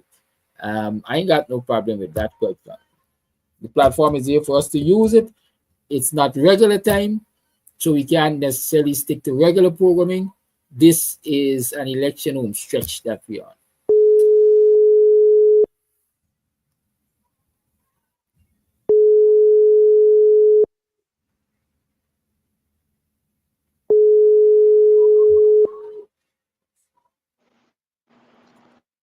Mr. Jordan, good morning, sir. Good morning to you, Kadaki. Good morning to you. How you do this morning? Me there. Me a little agitated, but me all right. What about yourself? Yes, I a little agitated myself too. But I want to just first of all give thanks and praise for the good Lord to bringing us through another Thursday. The sun is shining, the weather is good. And then Bob Marley makes you want to move your dancing feet. Tomorrow is Emancipation Day, and again Bob Marley. I got so much things to say right now. I got so much things to say. Yes, I got a lot of things to say today, but I don't want to Mr. push. Jordan, I know you got a lot of things to Right. say, but stick to the talk. You know where they're singing. I was trying to think. I'm hoping that just in case I got a second job or a second vocation. But I know you can't hope to go into the PPP recording studios that they were building. I don't know if any has been completed. No, you tell me. You invited me all the time to come and do karaoke, and now you tell me don't bother. Yes, I got so much things to say today. I don't know that we can be able to say all, but we can see how far we can get. Um, as I said, as I alluded to, tomorrow is Emancipation Day. But to tell you the truth, and I didn't really want to touch this subject. You just touched it. So I will just skim it because I got far more things to say than this one here. I don't feel emancipated. I feel more constipated than emancipated. Constipated for the fact of the grinding poverty that continues to afflict this society. Imagine the government got to run out and contend as to whether the statistic is 52.6%, as the IDB in their last year report has said, that is poverty in Guyana, or the World Bank's 48% that they had used, that they said poverty was in 2019, and it hasn't changed since then. Unless people forget, the 48% was brought down from 60% prior to 2015. Because remember, they like to say that we didn't do nothing. But at least we were able to bring down poverty. And we were able to do the foundation on which the calculation of poverty rests, which is a HIES, Household Income and Expenditure Survey. Since we did ours, none has been done. But yet still, they're sending out the trials, the sycophants, and all of them to talk about anecdotal evidence about poverty declining since 2020. Anecdotal evidence when they have been in charge a couple days from now, 5 years into the government. Couple days from now, it will be 5 years since they've been in government. And yet they have not conducted a new household income and expenditure survey on which poverty assessment and poverty measurement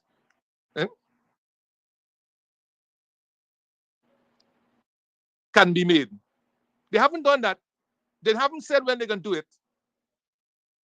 But they want to depend on anecdotal evidence to claim that poverty has declined drastically over the last 5 years.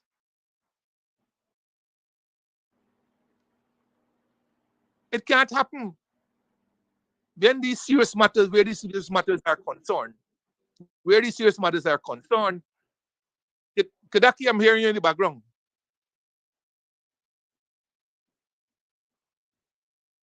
Yeah. So where these serious matters are concerned, let us get the statistics and Stop talking about anecdotal evidence about how you give out cash grant and you get rid of 200 taxes and you lower this and all this kind of thing, and you're assuming all of that should have resulted in a reduction in poverty, when over the last 5 years all people have known is a consistently rising cost of living. But I feel constipated rather than emancipated when I look at what is taking place in this country. You imagine the day before, a day that is sacred in the life of people of African descent. You got predominantly African Guyanese police, men and women, who are on social media praising Ali for taking time out to attend some conference and for promoting them. I don't know since when the president is involved in promotion. Not involved, but responsible for promotion. I don't know since when. And I know Paul, Slow, and Conway, they listen to this program and they could perhaps send through their comment. But I think that there are only two persons that are responsible for promotions of police. The commissioner of police, who I believe can promote people up to inspector, I think, and the police service commission, the constitutionally mandated police service commission that is responsible for promoting people above. And that where the president becomes involved is when it comes to, I think, the deputy commissioners and the commissioner, I believe, for which he has to meaningfully consult with the opposition. Certainly as it relates to the commissioner. I don't know if he also has to meaningfully consult with the deputy commissioners, but certainly as it relates to the commissioner, that is where he involved. But I don't know that he's involved in the promotion of corporals, and constables and all this kind of thing. But there you have the police constable. Why do they do this? Why do they do this to the poor class of people? Why do they do it? If it's a cash grant, because you create cash grant, you got people out there singing the praises of the government. If it's another regular cash, national cash grant, you got people out there singing the praise of the government. Why do they have to torture the poor class of people in that way? I didn't see none of the deputy commissioners going on Facebook or so on, or the assistant commissioners praising Ali for promoting them. Why do they have to do this to the poor class of people? And why they always have to push African Guyanese in front there? It makes them feel like supplicants, something that they should be getting in the normal course of their work, something that they expect that if they do and they perform well, they can expect promotion on the strength of performance. But no, you starve them out. You hold back their promotion 5, 10, 15 years, they're stuck. Then you come in like the white knight in shining armor and you present yourself as their savior. And they must go out on social media and everywhere else and sing it on high that it was due to Ali, it was due to the PPP that I get promoted from constable to lance corporal after 8 years or 10 years. And you're talking about tomorrow being Emancipation Day, a sacred day in the calendar of Guyanese of African descent. And yet still, they have to appear to be groveling. They have to appear to be groveling for something that is due to them once they would have followed all the guidelines, regulations, conditions, and met the criteria and conditions due to them. But no. No. 2 days from now is 5 years that this government will be in power. And not a single Guyanese of any stripe, poor, middle, upper, not a single Guyanese of any stripe has been recognized for a national award. Not one. But during that period, they have shared out our national awards to non-Guyanese. So national awards are now being given out as they see fit. And Guyanese don't count for national awards. National awards, Guyanese do not count. 5 years and not a single award, not a single Guyanese. Not a single Guyanese. Not a single Guyanese was worthy of a national award.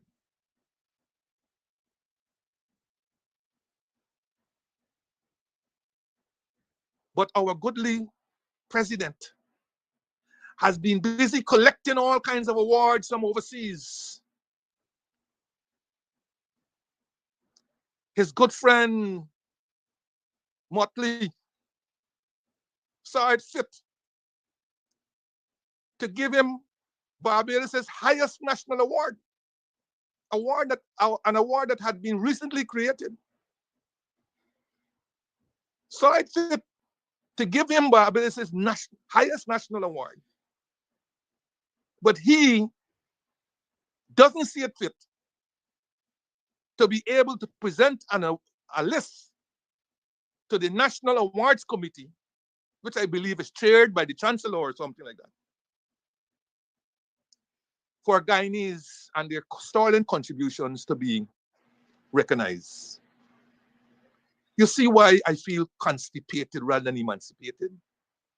Because we have moved, we have come full circle. We have come full circle. We're not emancipated. We have come full circle.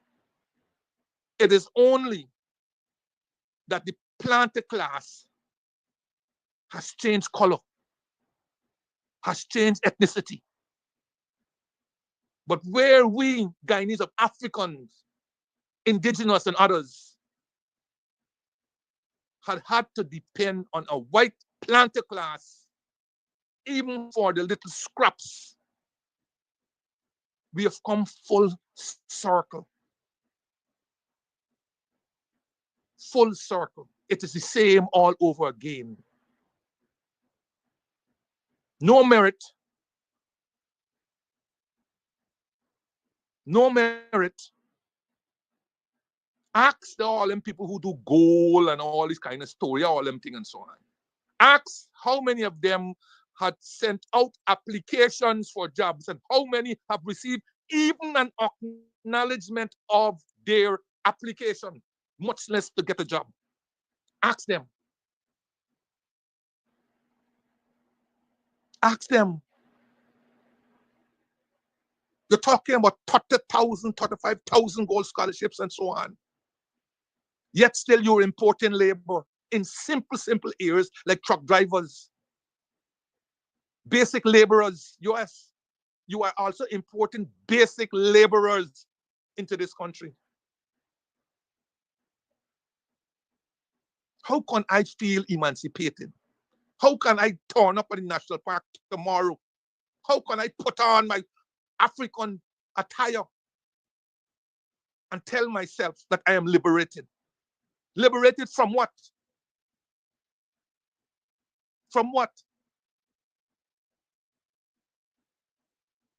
And even for that one day when I throw away the tears and the fears for just that one day, even then, it's not liberated because you have to depend on the people to make that day possible, that day of celebration possible. Are we emancipated? Are we as African Guyanese emancipated? Have we taken stock of our status? in this country? Have we taken stock of where we are going? How are we going to get there if we know where we are going? Have we taken stock of our existence, of our present and future existence in this society? Are we going to build on the sacrifices of our ancestors? Or are we going to allow them to shed tears wherever they are? Because their tears that they shed to bring us here today was in vain.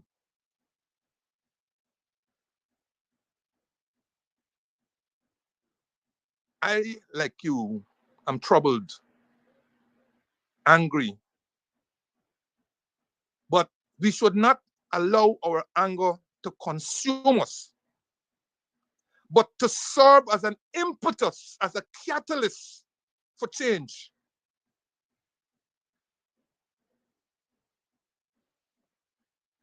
We must not allow our anger and our disappointment to make us despondent, to give up, and to allow the others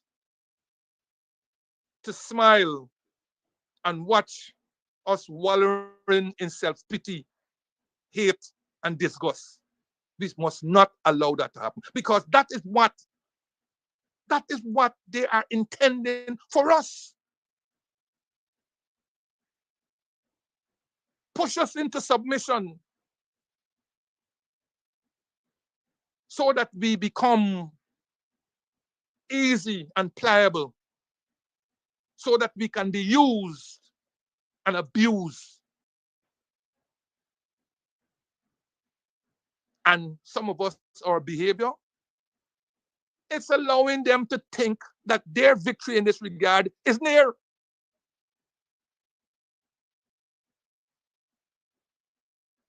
We don't want to struggle like our ancestors. We don't want to stay united. We don't want to have a common purpose. We allow ourselves to be picked off. Like lion chasing deer. Pick us off, scatter us. And so we're easily caught and taken. As if those who were able to escape the jaws of the lion today can sit by and twiddle our tails and enjoy the pasture grass. The lion allows you to do that because you are next in line for his next meal.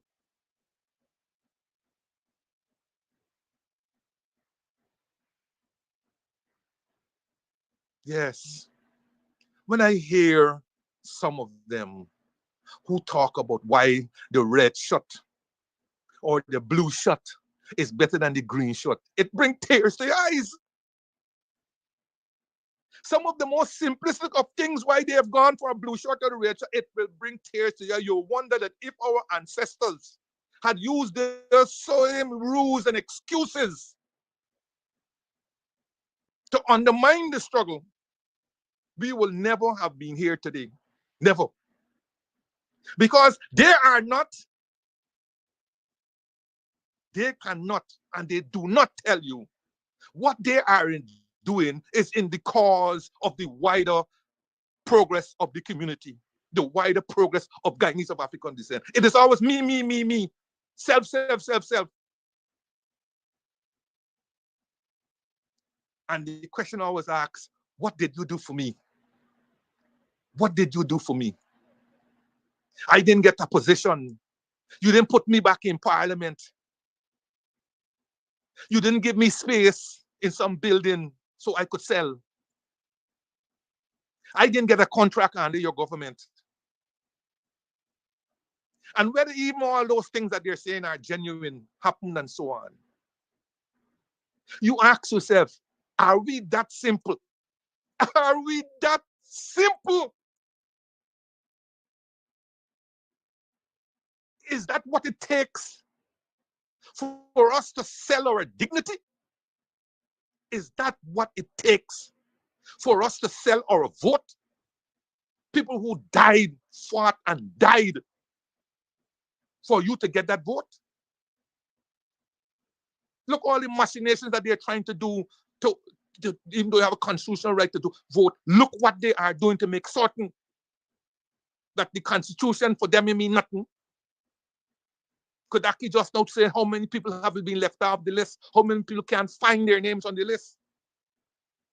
So you got the constitutional right to vote, but you can't vote if you're not on the list. You can't vote if you're not registered.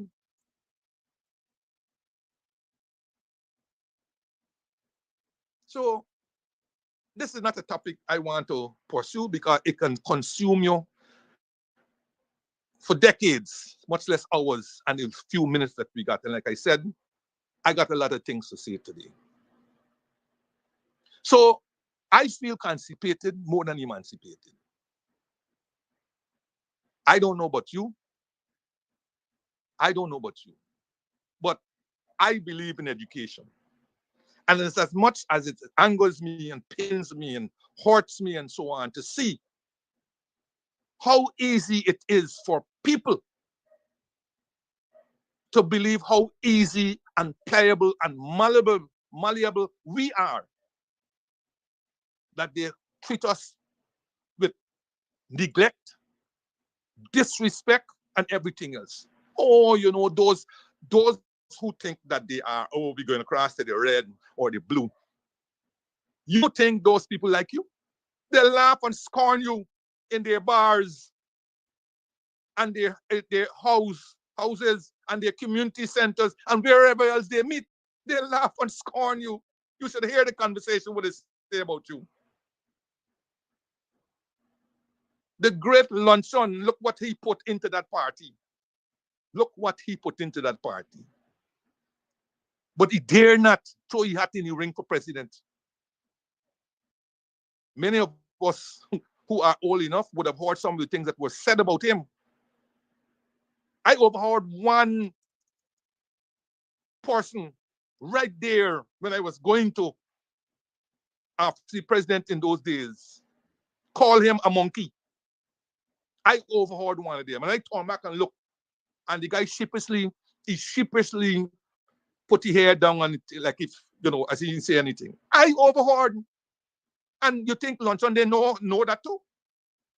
He knew. And he is about the only person of African descent in that party who could have made a difference for his community. I don't know if he tried, but he certainly didn't succeed.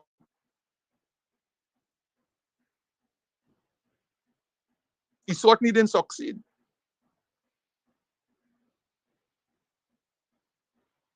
And yet, in my heart, I think he was a committed Africanist. But in that party, he could do nothing for people of African descent. And I'm not talking about one or two people who went to him and he might be able to help. I'm talking about the community of African Guyanese in this country. Everything for them is me, self, me. Where does that leave us? So you can go tomorrow and enjoy the actor and wherever else and the soirees and every sorry thing for that one day, for that fleeting moment. But if that, you know, I wouldn't stop anybody. I can't anyhow. But I would always say, we need to reflect on these things. We need to reflect on these things. We need to examine ourselves, the status. And again, I'm asking people like Ipadaji and them to do the studies. They are not going to do the studies to find out our status. I ask that these studies be done in the critical areas. Let us get these studies done to show. So when we go to the international institutions, we don't go with anecdotal evidence, but we go with critical evidence showing how we are being immiserized in a country where we never asked to be brought, but where we were brought as slaves, worked to the bone for no income, asked to serve another 4 years after they said the ended slavery in 1834, asked to serve a so-called period of apprenticeship.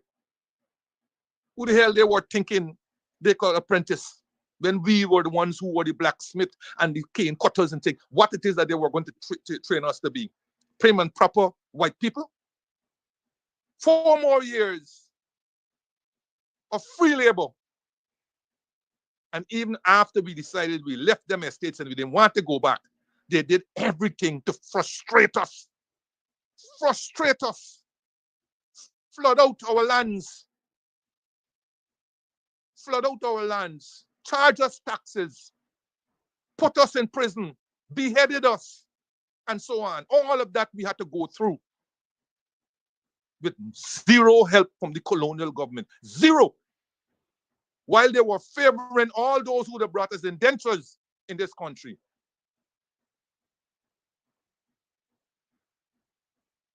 With wages and whatever else. But our ancestors knew what they wanted, and then they cooperated. Bought Victoria, Buxton, BV, and all these other villages.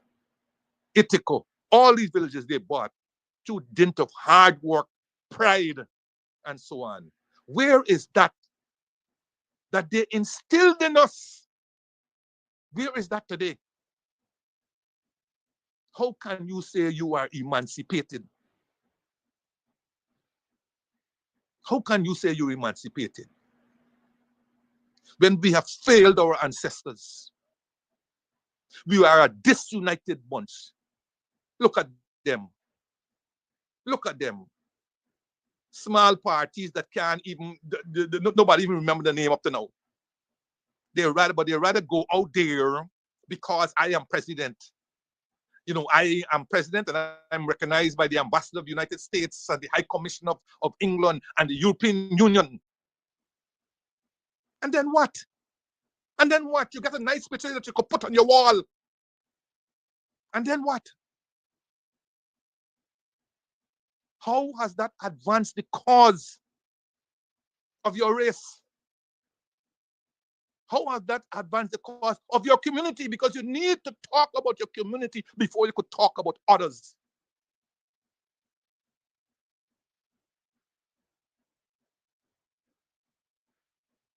And everybody like 2 bulls or 3 bulls and so on, fighting, you know, fighting for leadership, fighting for this. Leadership of what? Leadership of 400 people, 200 people, 1,000 people? Yes, I know the Caribbean got prime ministers where they got population of 20-something thousand people. They got prime ministers and how many ministers and so on. That is what we want. In a society where your ancestors worked, slaved for nothing, and you come now where they show the cooperative spirit and the whole value of being united. You come now and using all kinds of fancy expressions and words to tell you why you should be disunited. And the other people there in the house, whether it's dumb house or whatever else, laughing at you and saying, you see them? Look, man, don't worry, we ain't gonna do nothing much. They're gonna fight each other and they're gonna explode and we can just walk in and take it.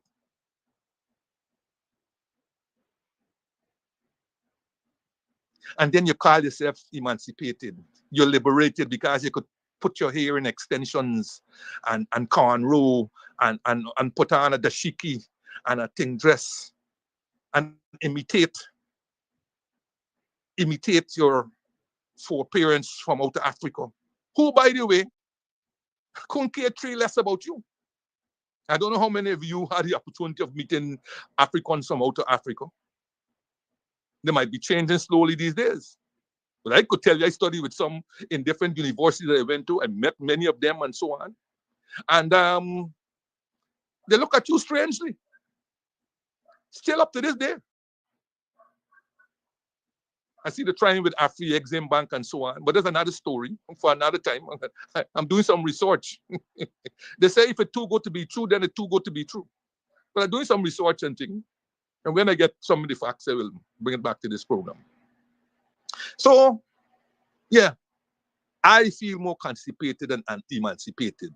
And I'm not overjoyed about what is happening and what is election holds, and this whole business of our talent, because they got talent in the forward movement, they got talent in Broom Party, they got some talent in the AFC, and they got some talent in Win.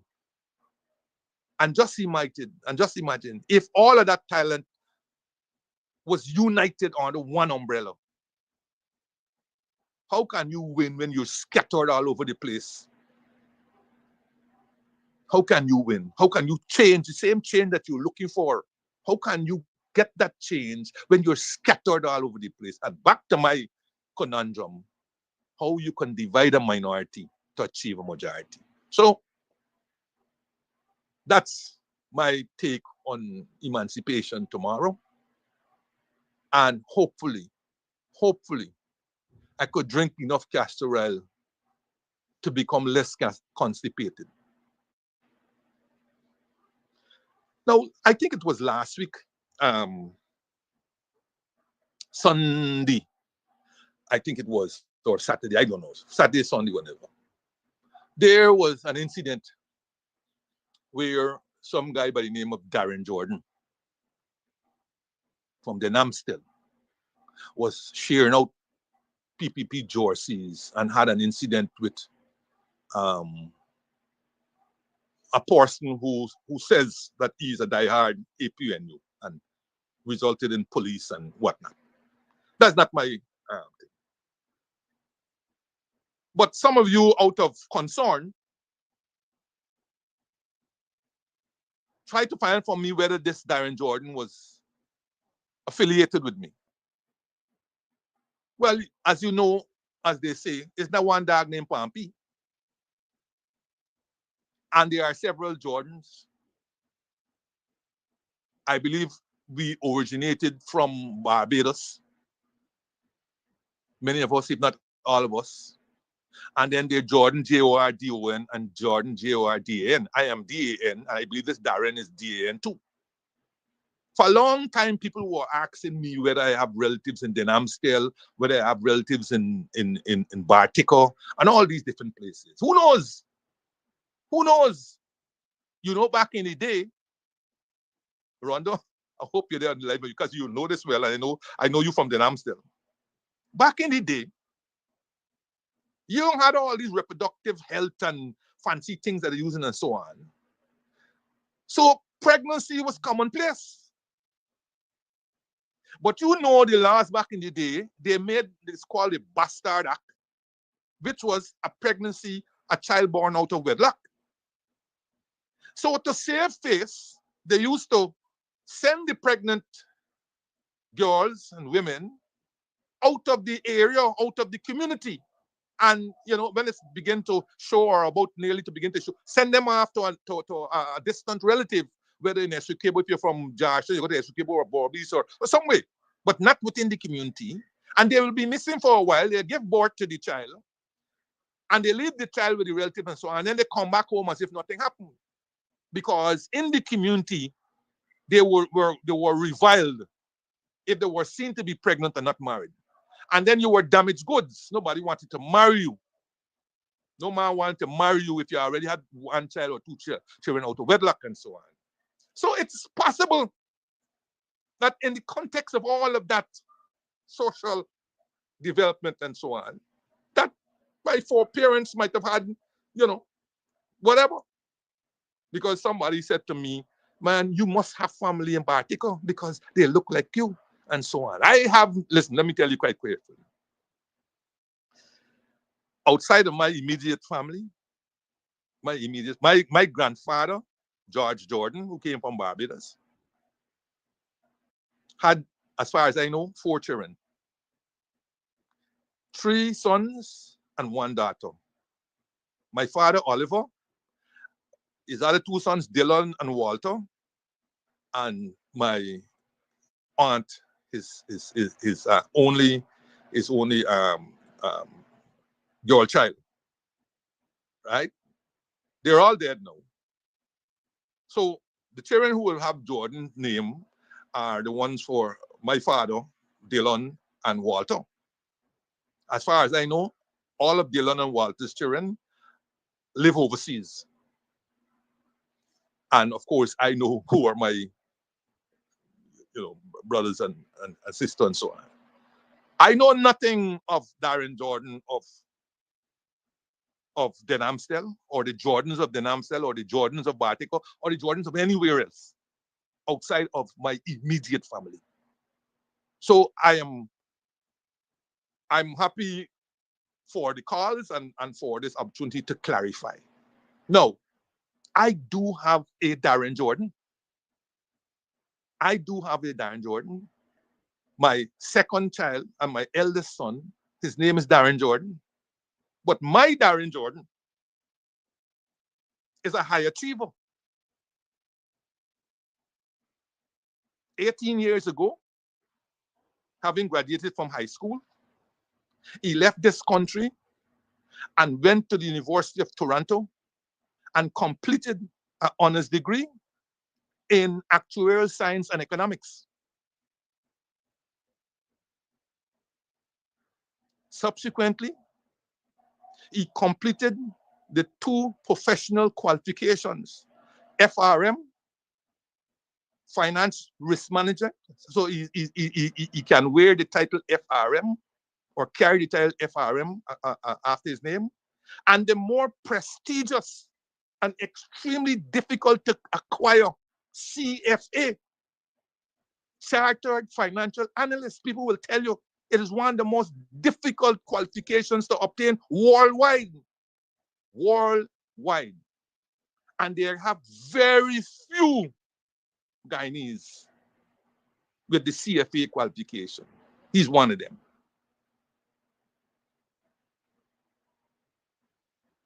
And since 18 years ago he left this country, he has not returned to live. He has returned for holiday from time to time, but he's not returned to live. So not my Darren, a high achiever who understands Guyanese history because we taught him that, who understands Caribbean history because he dealt with it in school and so on, and he still does it, and who understands world history and world politics.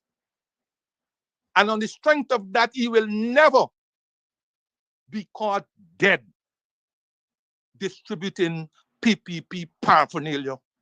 Never. I will put my head on a block. Never. Not my Darren. A high achiever.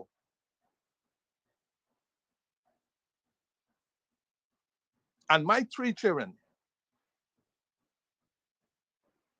we brought them up, educated them. They're all achievers.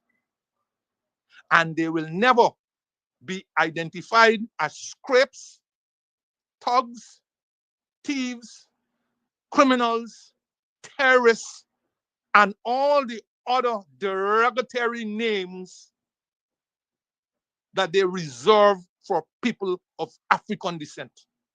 Never. And I wish, oh, how I wish, the pride that African families had when I grew up, they didn't have anything compared to what is dished out and shared out today. But what they had was contentment, pride, pride, pride. Pride that they had, the pride. And they believed in the value of education. They will starve and they will do anything else for their children to make most of it that they did not have. My mom, God rest the dead,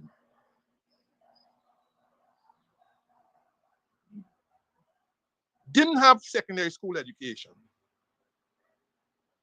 And certainly didn't know much. But let me tell you something. My mom is responsible for me being what I am today. You see, when you come home from school, primary school in particular, where they always mark your books, or they will keep your books and mark it, or mark. Well, first of all, mark your slate, because I used to use slate when I grew up. Slate. It's only lately we started using books. So slate. I used to use slate. Whether slate or books. My mom may not know mathematics, but she knows what that is a W, and she knows what is a star. She knew what was a W and what was a star. A W means wrong, a star means right. So she didn't have to know mathematics.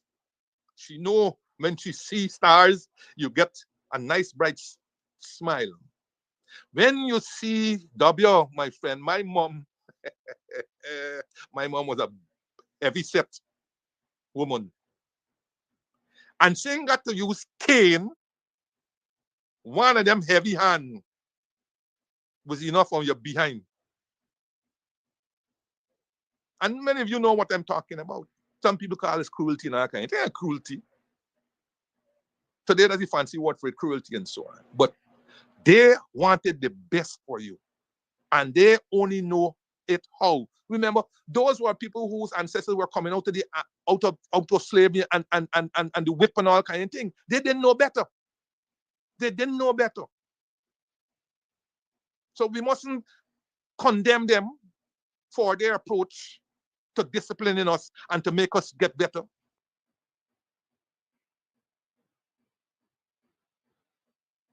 And I wish today, which is unfortunate, that we could instill these values in our people, regardless of their station in life, regardless. But it's the absence of these values. It's the transactional approach that we have today.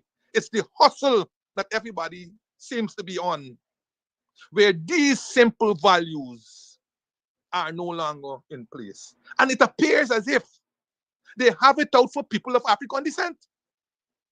Aubrey Norton, and before him,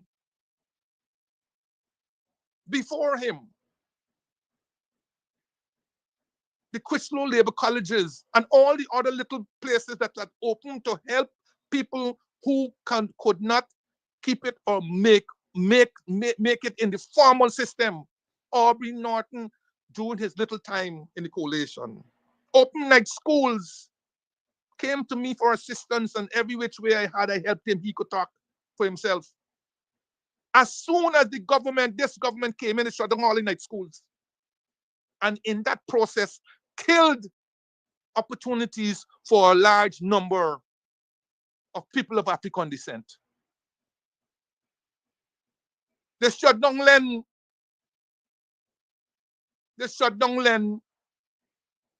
Darren Adams, if you are there, let send a message and let them know how they destroyed Len. How when we came in, we brought back Len. Linden Enterprise Network.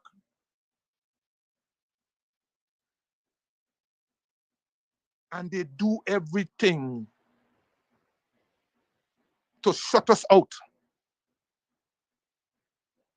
and come back after you, brace to the wall like knight in shining armors, offering you a scrap, a one little teeny bit contract.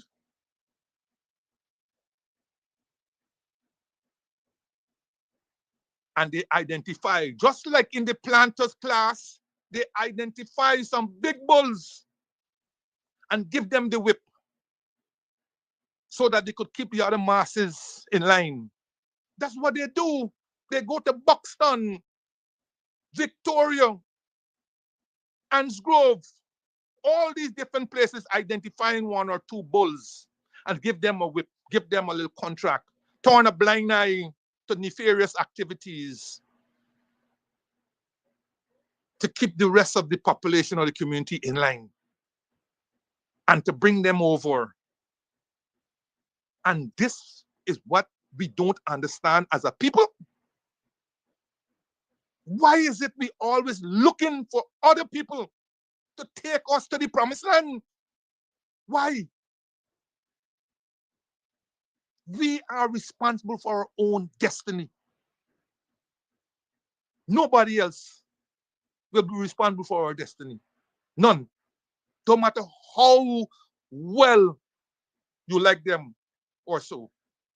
It is we who will have to be responsible. And until we get that, we'll be forever fooling ourselves that we are loved by the others.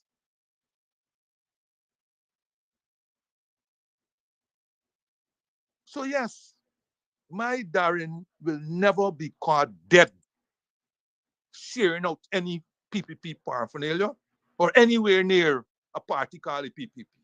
Not a party that was responsible for the Moko, Hillfoot, Linden, and you can name all of them, all that involve people of African descent. And you're telling me that because you didn't get some position or you didn't get this,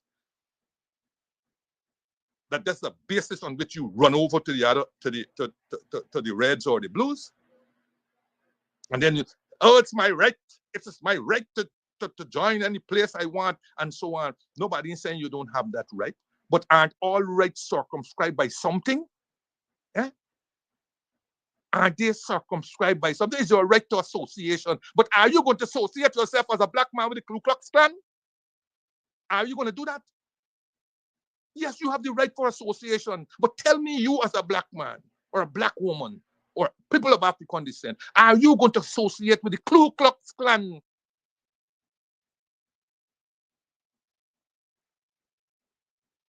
And your answer will be no. Or who knows? Who knows? Who knows? Because if you put on that white dress or whatever it is, and that hat, and so on, where nothing is shown, who knows? A black man in a white thing and so on may look white. Our mind, we have to emancipate ourselves from mental slavery. Bob Marley again. The brother is conscious ready. None but ourselves can free our minds.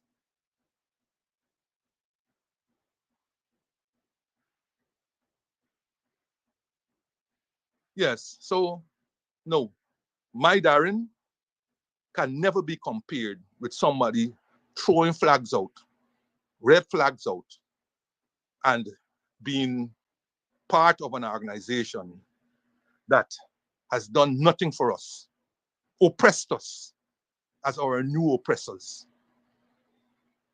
If you are interested in trinkets, because it is Christopher Columbus and all of them who came to the so-called New World and conquered the Indians by them same trinkets.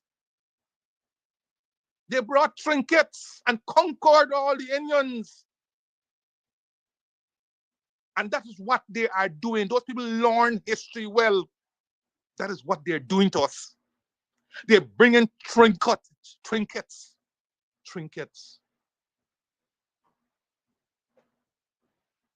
And they are winning many of us across with trinkets.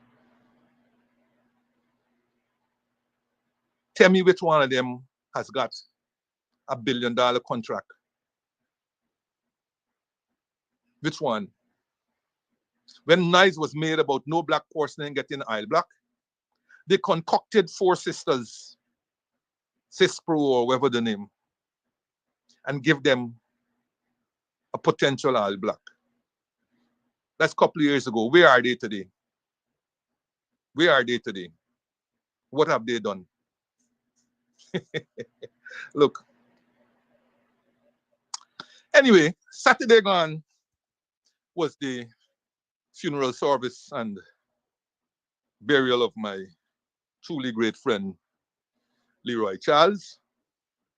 We had a wake for him on Thursday,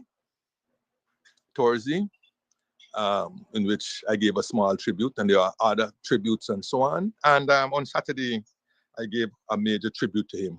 Good send-off, packed church, and so on. And tell you the truth, I've never sang so lustily like on Saturday. And according to Kedaki, if he's saying that I can't sing, then he should have been there on Saturday to record the voice. It may be lacking the honey. But I made a joyful noise unto the Lord. And Leroy would have been proud, my great friend. I know he's resting in peace. And as I said, it was a great service. Great service. And all kudos to Reverend, I think it's Jacqueline, is it Hamer? A beautiful, beautiful woman. She says she's ex-GDF. Beautiful. GDF was really brought out some wonderful people that I have known. It was good to know her too. Beautiful, both in body, smile, the way she conducted the ceremony, and so on. And the testimonies were good, and so. Yes, so he got a good send off. And when the service was over, the usual greetings and so on, I was amazed. I was amazed how many people came up to me, and I didn't know many of them, but they said they knew me either from this program, hear me on this program, or seeing me in the papers or something in this sort. I was amazed. And so, it's a pity because of late I've been going to quite a few funerals and I've been seeing more and more new faces and so on. But it's a pity you have to meet people in those circumstances, at a time of grief and sorrow and so on. But at the same time also, it's a joy, right? A number of people came from overseas for the funeral, and they were also there and a joy and so on. And when I came out, I didn't realize that the Pleasance Health Center was next door to the Zoar Congregational Church in Prince William Street in Spiredam. And as I gazed and it dawned upon me that is the Pleasance Health Center, memories came flashing back of December the 2nd, I think it was, 2021, when I was called by Tosoku's headquarters for an interview, but instead arrested, fingerprinted, the Pleasance, the Sparendam police station, where the intent was to hold me for 72 hours. Because I think it was a Friday. The intent was to hold me for 72 hours.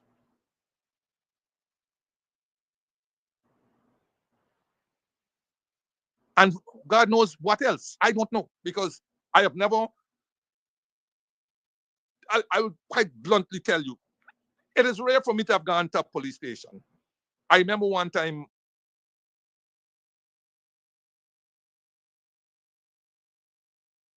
I went into my house. It was the day of the cricket final.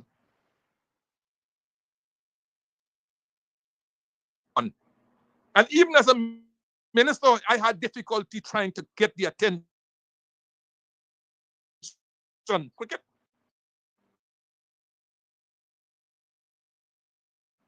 To get their attention, to take a report and to carry them to the house and whatever to do with the gap. So, police stations aren't my forte. But I was taken there to Spiredam police station, where in the process of booking me or whatever, I became ill. The booking people stopped and said, they're not taking me because they're not taking anybody who's sick.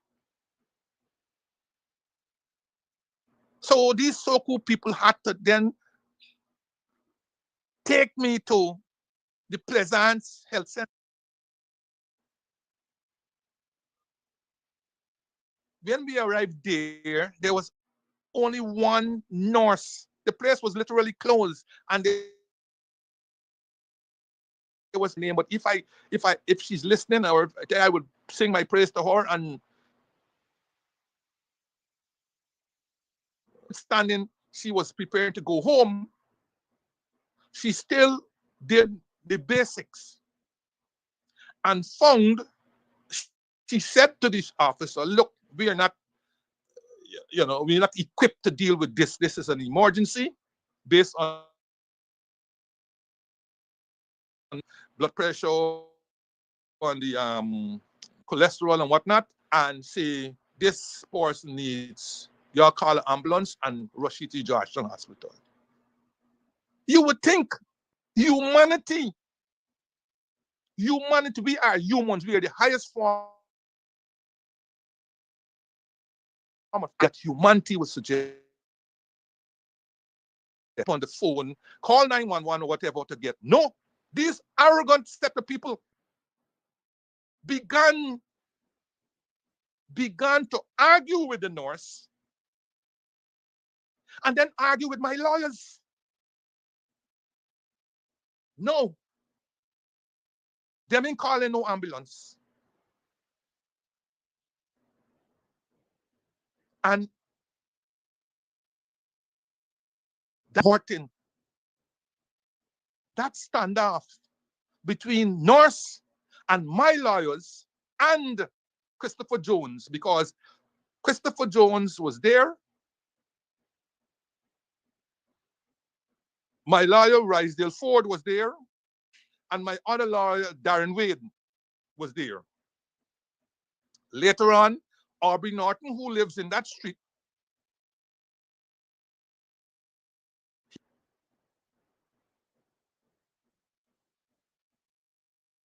they wanted to take me back either to the Sparndam or to the Soku instead to the hospital.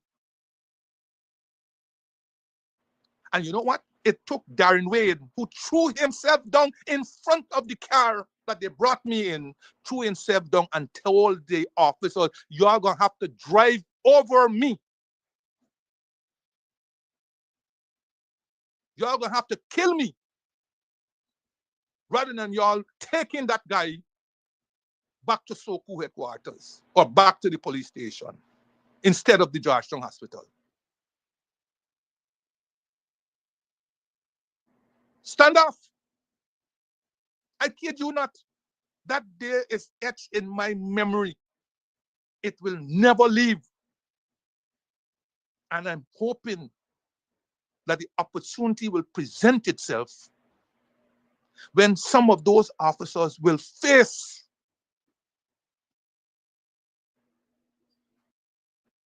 justice. And even if they don't face it on earth, they will have to do it with their maker. Yes. It took Darren Wade. And Darren Wade, if you were listening, boy, God bless you. You are a true warrior. Our ancestors would be proud of you. They will be proud of you. They will be proud of all the West Coast Bobbies, because I know you hail from West Coast Bobbies. Proud of the indomitable spirit that they passed on. You're a true warrior. Yes. He threw himself in front of that car and lay down on that road and tell them they will have to drive over him and kill him.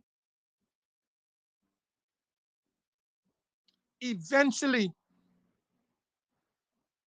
I don't know, because they were on the phone here, there, I don't know who they were talking to. Eventually,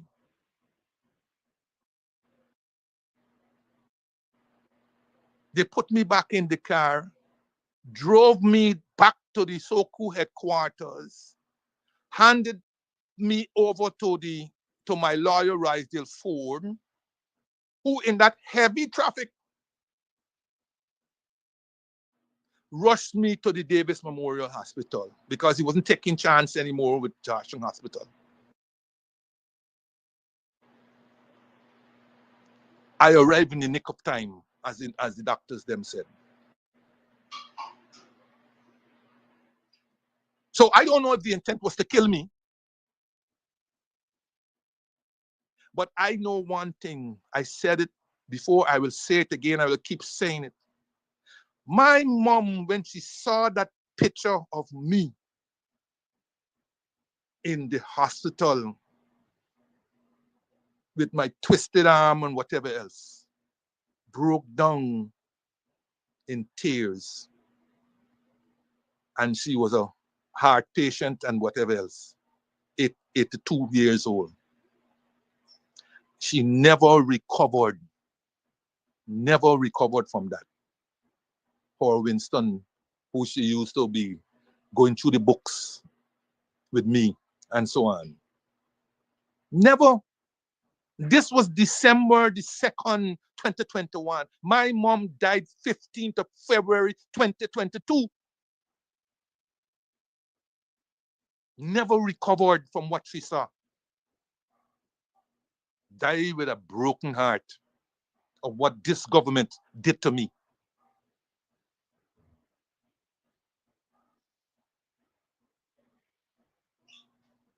So when I say that I'm an APNU, it's not only out of self-interest. It's an interest born out of the fact that they're the only viable alternative to the present government. Look at the numbers.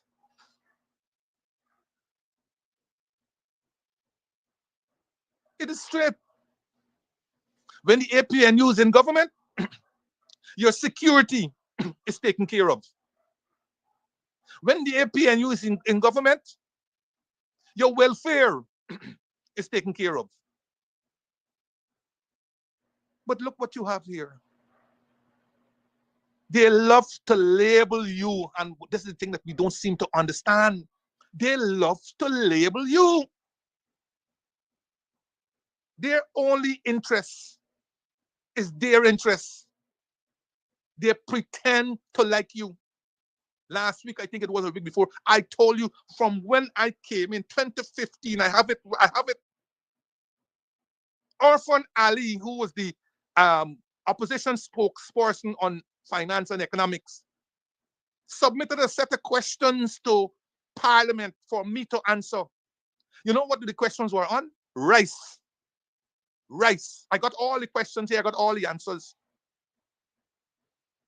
Rice. His interest, his immediate interest was rice. Why? Because they knew the Venezuelans had told two of their people, two of their ministers, ask the same De Silva, who I saw wrote a letter a couple days ago in the papers, because he was the ambassador.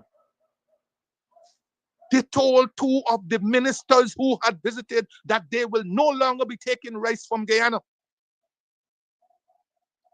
So he was concerned. He knew. He knew.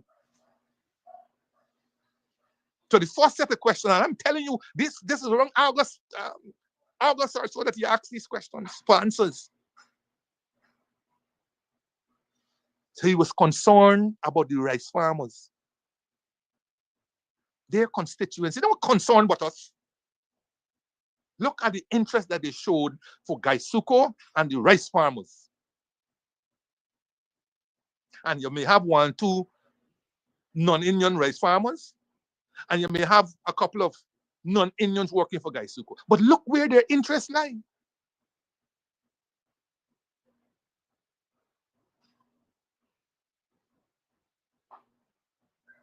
But of course, this deeper analysis seemed to escape a lot of people in their excuses to be associated with the Reds.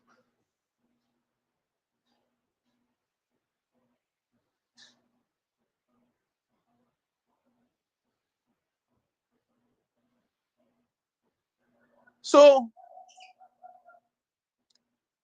there was a Pleasance Health Center. And if I ever get the opportunity to, I would love to be able to make a small donation to them for being part of the team that was able to make certain that I'm still alive today. And as I said, I would love to meet that nurse again to thank her in person.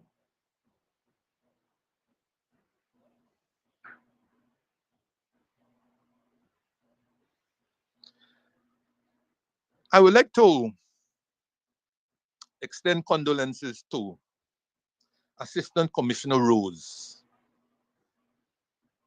who died suddenly. I think he was in charge of Region 9, I think it was. He was going back to Letem, I think it was, when he suddenly felt pain and died within a short space of time. Right? You know, so such kind of death could either be put down to heart attack, because that's quick death is usually be heart attack for some reason or the other. Right? So I like to, I've never met him, but I understand he was a good man. As indeed there are so many good police officers.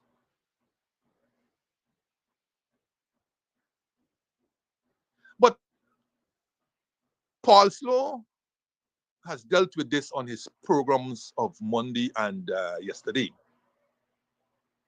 So the little that I want to say is this, and he has said some of it, he has done it in great detail. I will do a quick thing, maybe from my angle of it, is that Paul Slow is right. And I was going to say it if he didn't say it. These work have stresses. They are stressful, especially those who are committed to their job. It can be stressful. Those who are skiving and get by, the work is a breeze for them. But those who are committed to the job, those who are wedded to the job, those who want to see success in their job and so on, those are the ones who will suffer if they don't take care of their health. And especially men. Especially men. Men love to self-diagnose themselves. We have this fear about doctors. Self-diagnose ourselves. All through growing up, I watch men self-diagnosing. And this fear of doctors. So there needs to be some level of education as part of the training and continuous training in the armed services, public service, and wherever else, to remove this fear that we seem to have. And part of the removal of this fear is to make it mandatory for annual physical checkups. And notwithstanding the fact that you may have your own doctor, the government should insist on annual physical checkups taken at a government institution or a government recognized doctor. Not as part of throwing you out of the job, but part of your own understanding of where your body is taking you. Part of your own understanding of trying to live longer. So if you catch it early, you can extend your life. Part of the whole understanding that a healthy mind and a healthy body will improve production and productivity. So it's not case you want to find out if you got this and so on to knock him off or her off, but it's to do those things. And the earlier we can find it and treat it, it is the better for you and for the government, and it's the better for healthcare and so on. So I think the government should insist. You don't have to wait on boarding. I don't even know if there's do boarding anymore. You know, back in the day, if you're using up sick leave too much or you're too sick leave, they used to board you, which means the government will send you to a government appointed or a government institution in which they will determine whether you are fit to continue working. I think they used to call it boarding. But I don't think that happens anymore. So not to fear of losing a job, but I think the government should institute annual physical checkups. for the reasons that I've put forward there. And Paul Snow hit the nail on the head too, that I wanted to say on this program. I will say it too. The government should make the exception rather than apparently the rule. It seems to be that people go on their annual leave every year. Annual leave is meant for purpose.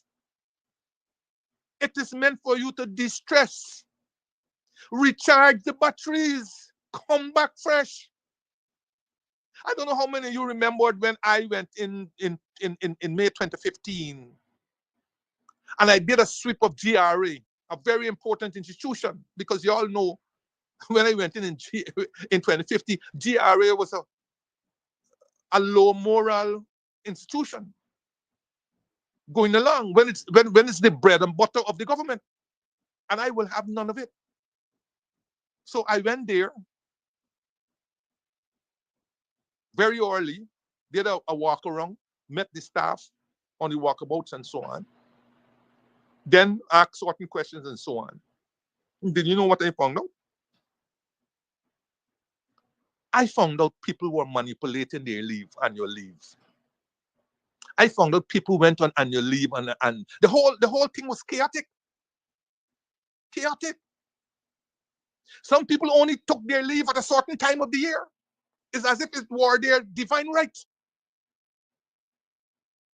One person told me, well, I take my leave around that time because I take my my partner there for the doctor's visits and so on. It's as if we had to, the government is at the mercy, at the will of these people. And as you know, everybody wanted their leave around July to September. So certain people hugged that period, others couldn't get it. I found out people had 300 or something days accumulated annual leave. So when Paul was talking about Paul Williams's 190 days or 192 days, it wasn't comparable to some of the people who had 300 plus days. So I sent off 20 of them, 20 plus, on their accumulated leave. Because in actual fact, the public service rule would never have seen them accumulate 300 plus leave. Because if you don't, you get before leave, I think, on 2 consecutive occasions or so on. Thereafterwards, you got to go on your leave or lose it. But you see, all these rules, I don't know. So some of them rushed on to mind the government very early,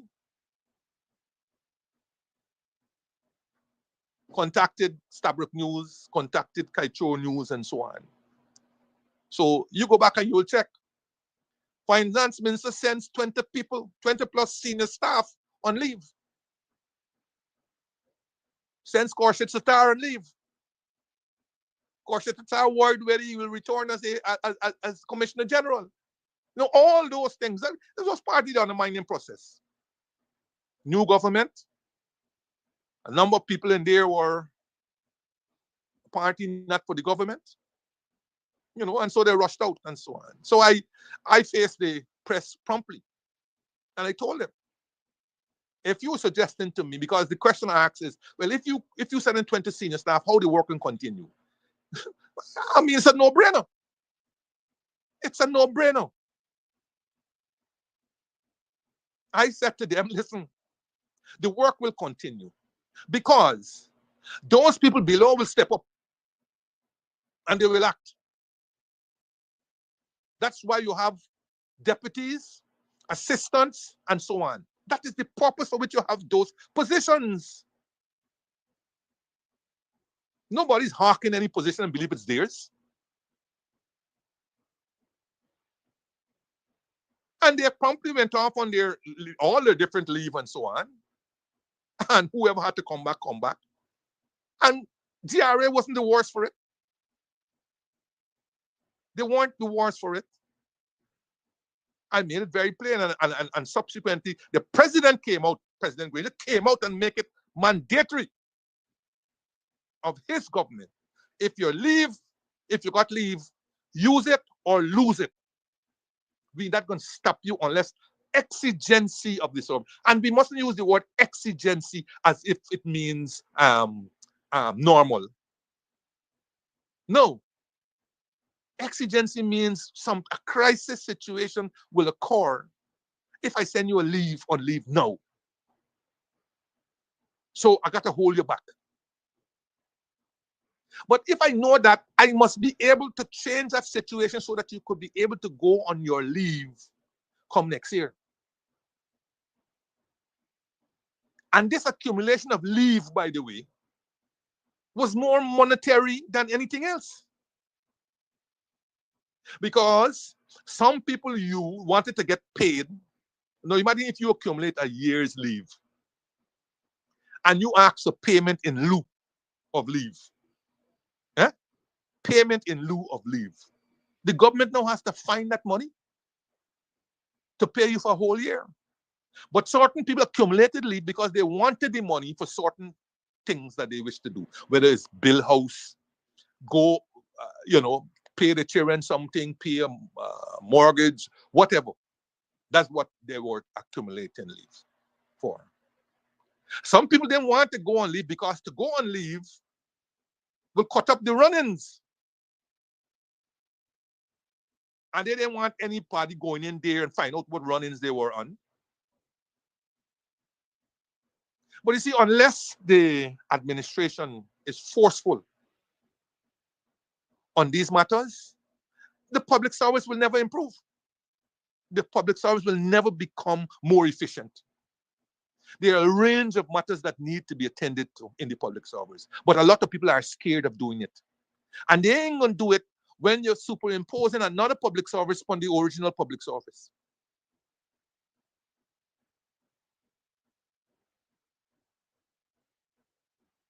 And back to this health story. People laugh, but Ministry of Finance, as far as I'm aware, was the only ministry and the only government department to have set aside a space for a gym. So there was an active gym at the Ministry of Finance. I caused that to happen. I was very, very wary and understanding of people's health. So in fact, in July, I think it was, I created a health week that started with a walk from the Sunday. We will walk from the Ministry of Finance, go down Lamahar Street.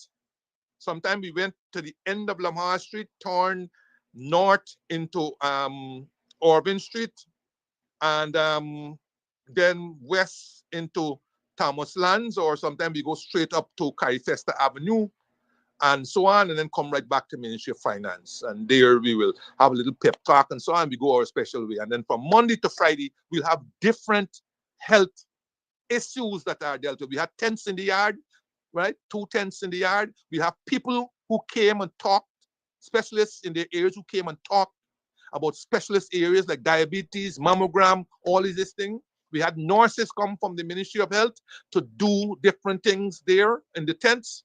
And on Friday, we had a closing out session, games and so on.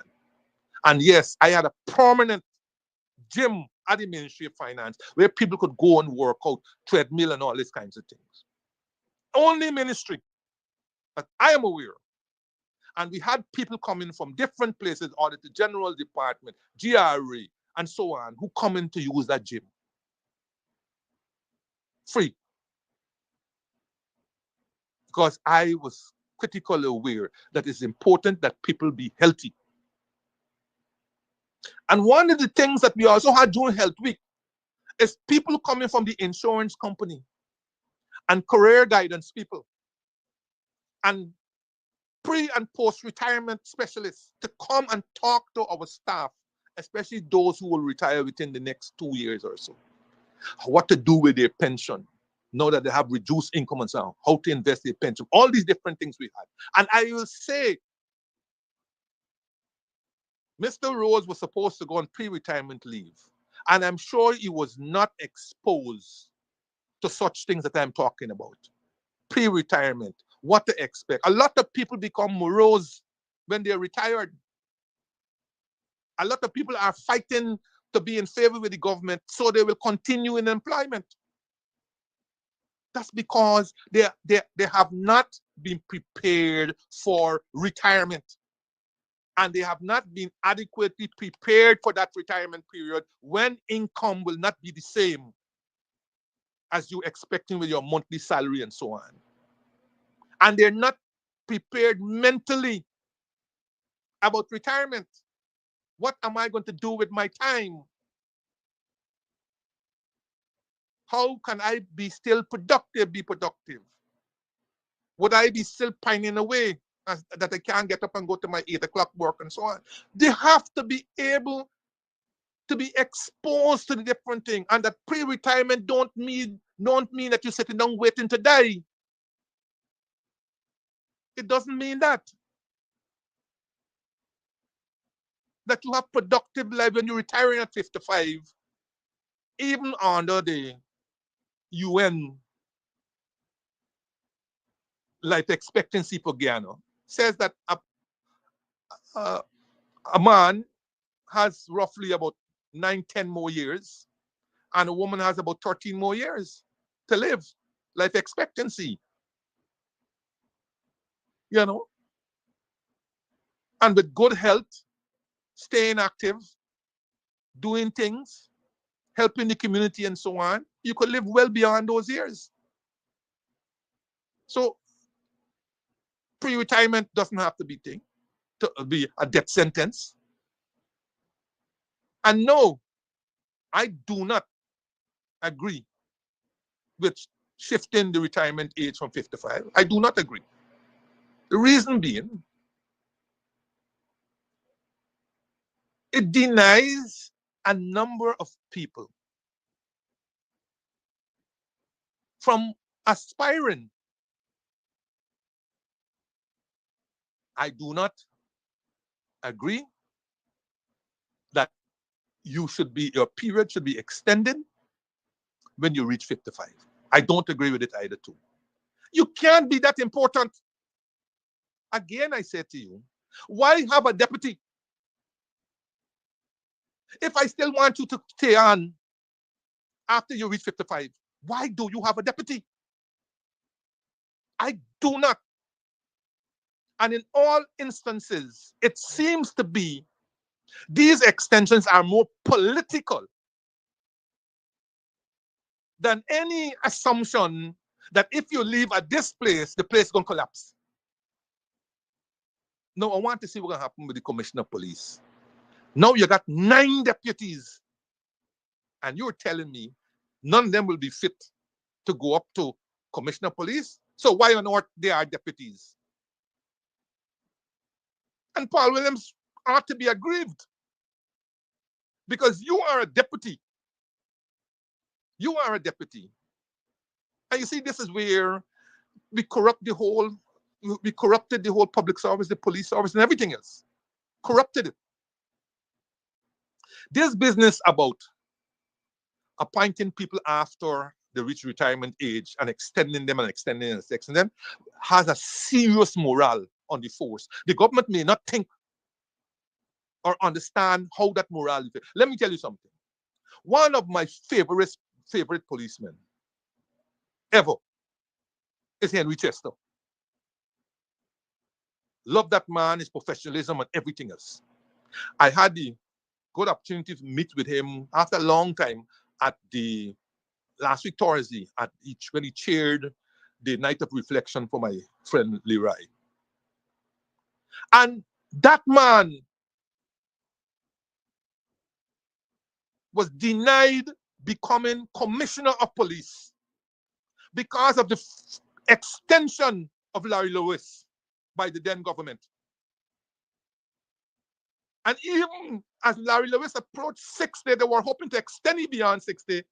But thanks to the research and the move by Debbie Backer, the government was forced to end Larry Lewis's continuous extension. Now, nobody is saying Larry wasn't a good commissioner or whatever and whatever. But you had quality people like Henry Chester and all the likes waiting there in the links to have their place in the sun, denied it because of political extensions and nothing to do of any great skill that Larry Lewis was bringing that Henry and them other chaps didn't have. It was just political.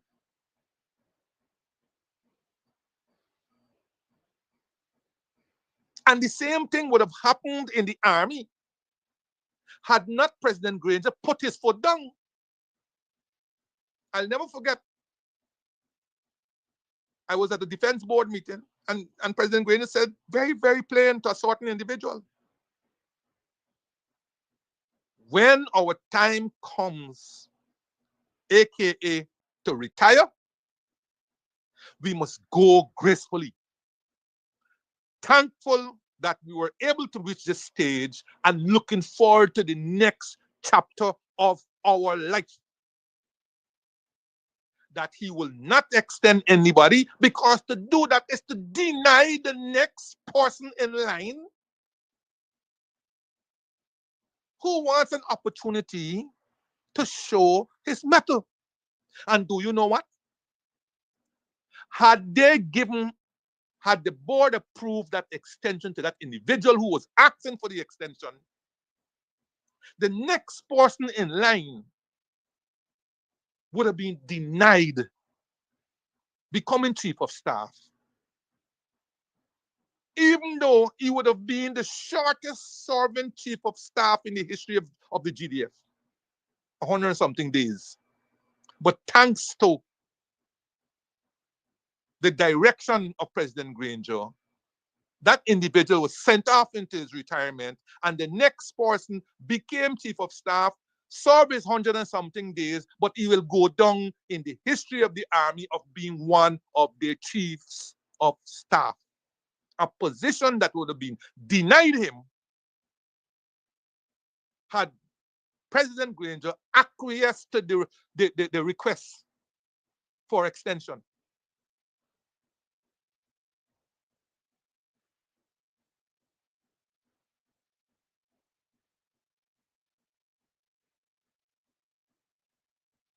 So, again, Assistant Commissioner roles were good with the ancestors, but I hope it's a wake-up call to the government that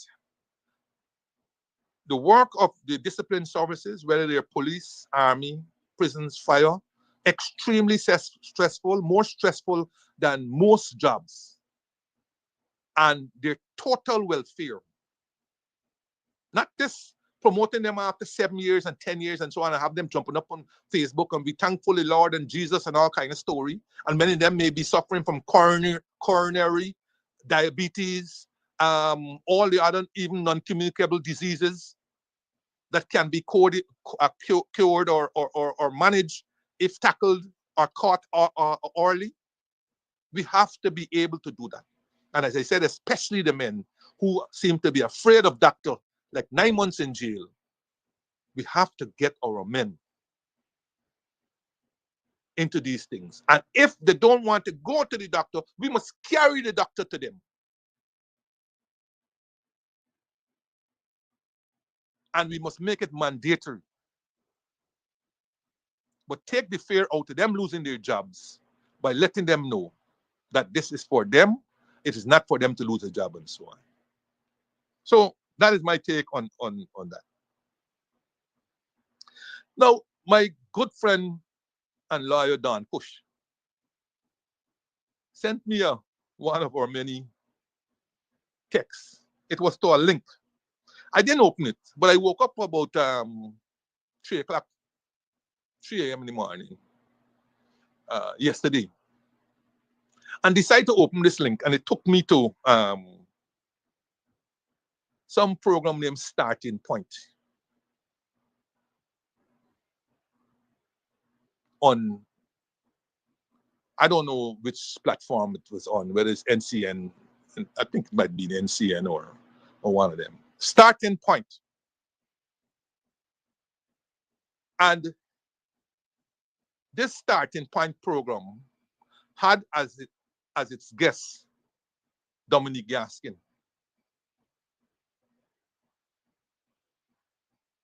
A little research, and I understood that this starting point, this is the name of the program, also had as previous guests James Bond, Jorman Figueroa, Daniel Seram, who I understand was the first guest on the program, Samuel Sandy, Tandai McAllister, and now Dominique Gaskin. Now, folks, I know the ones who are listening, put your favorite name for that group. I can't see it, but when the program done, I'm going to take a look. But if you had to give this group a name, what will you give it? What would you call them? And by the way, this starting point, what a name. What the proper start? What do you mean by starting point? Starting from where? Starting point and ending where? Anyway, I had this displeasure, torture of listening to this guy, Dominique Gaskin, at 3 a.m. in the morning. 3 a.m. in the morning. And what I found quite distasteful is that you won't believe this guy, who, by the way, you know, a lot of people blame President Granger, and they call it nepotism. That's how he appointed his son-in-law. And they liken it to Burnham appointing his son-in-law, another one who's with the PPP, ambassador now in Venezuela, appointing his son-in-law as Minister of Health, I think it was, or something like that. But it's not true. It is not true. Unlike Burnham, who did indeed appoint his son-in-law to his cabinet as Minister of Health, President Granger had no choice about appointing Dominique Gaskin, his son-in-law. Why? Because according to the Commonsburg Accord, the AFC was given 6 plum prime positions. And it was for them to name their candidates to occupy ministerial seats. And one of the persons they named was Dominique Gaskin to be Minister of Business. Now, no minister of the AFC was designated to be a junior minister. Those 6 positions were all senior minister positions, including the minister, one minister as prime minister, and one minister as vice president. And all the other 4 ministers were to be senior ministers. So it's not the case that even Dominique Gaskin could be appointed junior minister.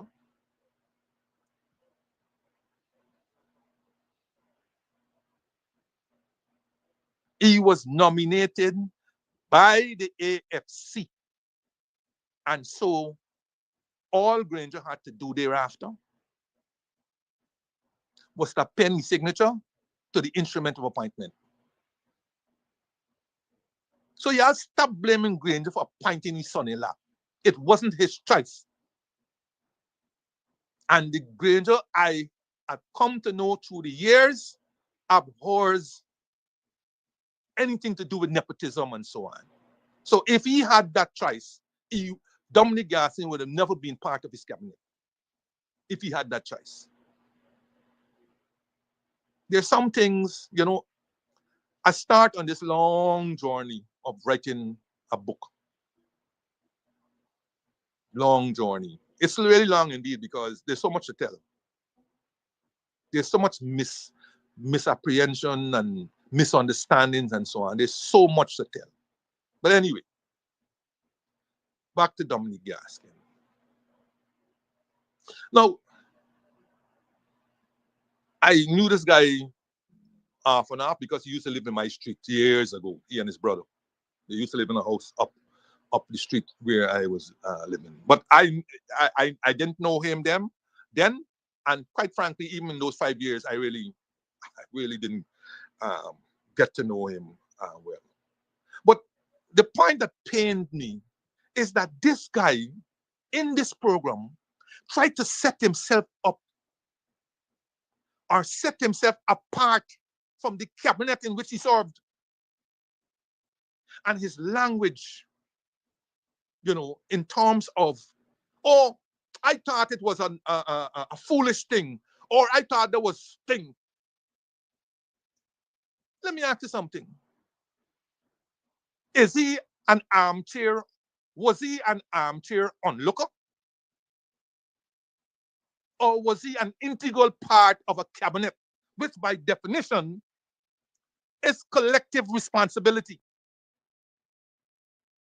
Let me tell you something. As far as I know it, when you join a cabinet, which is recognized by the Constitution,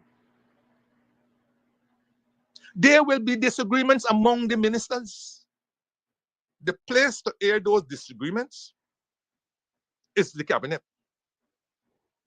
But then a decision has to be made. So the options are two. One, when the decision is made, notwithstanding your position, you stick with the decision. And when that decision is made and you stick to it, you have to go out there and sell it. Not half-heartedly, but wholly and fully.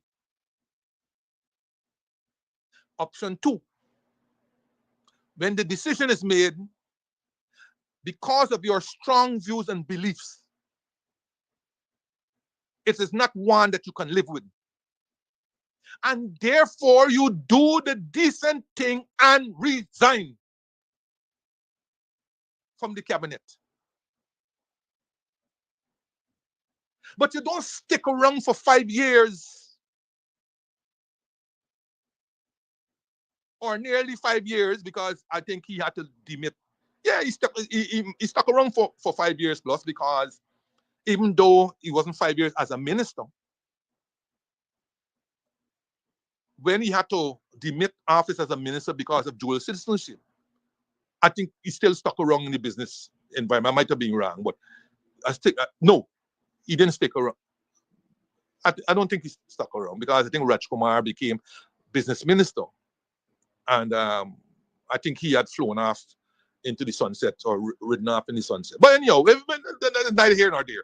The point is, you stuck around in the cabinet. And all these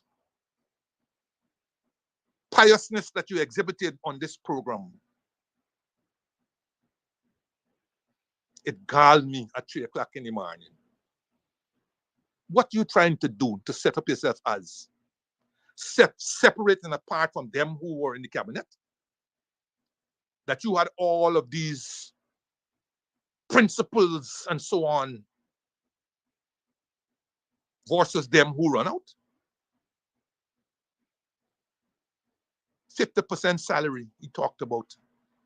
I was dead set against the 50% policy, salary increase. I thought it was a stupid idea, and so early in the thing and so on. Brother man, he has to thank those 2 interviewers for the powder puff questions that he was asked, instead of really robust questions to draw him out, to understand, and so on. Powder puff. First question they should ask him: if you were so strong about this 50%, why did you stick around? Why didn't you leave the party, the cabinet? Why didn't you leave the cabinet? Why did you stick around? Why, if you felt so strongly, didn't you refuse to accept the increase? Or even if you had to accept the increase, why didn't you donate it? Y'all remember that opposition leader, Barjagio, who, according to quoted in Demerara Waves of 20th October 2015, who said the PPP will reverse salary increases if it wins the next election. The next election was the 2020 elections. That was the last election, the 2020 elections. Quote, opposition leader Barjagio Monday night vowed to reverse the hefty salary increases to ministers if his People's Progressive Party, PPP, Civic, wins the next general elections. When we win the elections, we may very well do that. If we are opposed to it now, we will reverse it, he told Demerara Waves. Maintaining that the 50% increase in ministers' salaries was unconscionable, the former president said none of the PPP parliamentarians will be taking the pay hike. We are not taking the salary increase. We are opposed to it. We don't want it, he said. The PPP said a meeting of its leadership on Monday agreed to table a motion in the National Assembly Thursday in the hope of reversing the pay packets. That is what Barjagio, the same Barjagio who is vice president today, said. The same one. Dominic Gaskin, like Barjagio, weren't what he said on the program. He wasn't in favor of the 50% increase. But guess what? He did nothing to refuse it. He accepted it for all the time he was in the cabinet and until he resigned because of his dual citizenship. Barjagio, for all the talk that he did in 2015 October, never, he won the installed in the elections in 2020, never removed the 50% increase that he talks about, all of them talk about. But instead, since 2020, has added an additional 42% on the salaries that they met. An additional 42% across the board. I will come back to that quickly just now. So, let me remind people that this 50% that even Gaskin seems to be unaware of was not given across the board to everybody. Like I said, only 13 senior ministers, including Dominic Gaskin, got a 50% increase in salaries, carrying their salaries from $579,951 to $869,927 in July 2015. And that salary remained until we demitted on August the 2nd, 2020. That's the first thing. In Parliament, the Speaker and the opposition leader enjoy the same benefits as a senior minister. Therefore, the Speaker got a 50% increase, and the leader of the opposition, Barjagio, got a 50% increase. But he didn't take it, guess why? Because his pension, which we'll come back to maybe if we got time, was way higher than this 50% increase. Way higher. Yes. So a maximum 15 people, 13 senior ministers, the leader of the opposition and the speaker got a 50% salary increase. The 40 other parliamentarians, they got a 20% increase.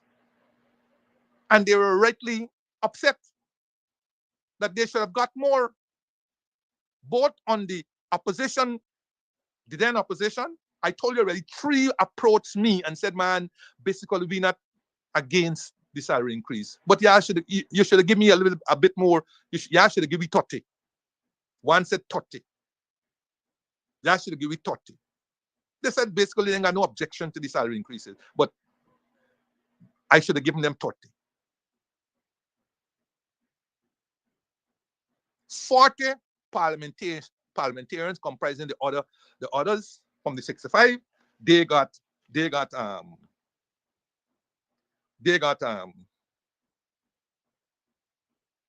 20% increase. The 9 junior ministers, they also got a 20% increase. The prime minister got a 10.7% increase, so that his salary, which was below that of the attorney general, will go above the attorney general in gross terms, not in net terms, because the attorney general gets a tax-free salary increase that has been inherited from the days of Sridhar Ramphal. And an anomaly that I can tell you causes a lot of pain in the cabinet. Because the attorney general has the most qualified staff for any ministry in the whole structure that he can turn to, and he or she turns to. But yet, he ends up with a tax-free salary. When you gross it up, it's almost 3 times the salary of a similar senior minister.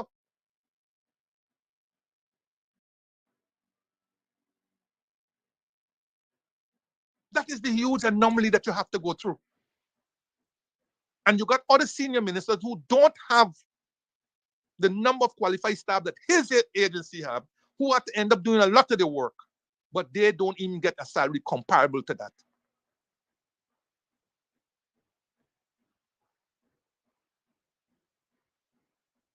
And so you had, President Granger got no increase in his salary and so on.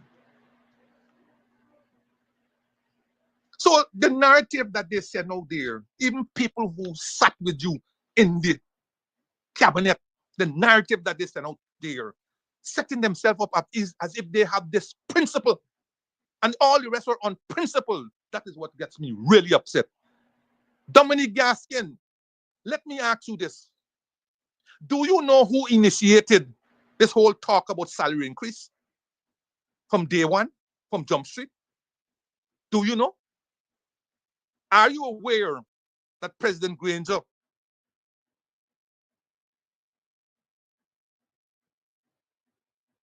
wasn't about to go down this road initially?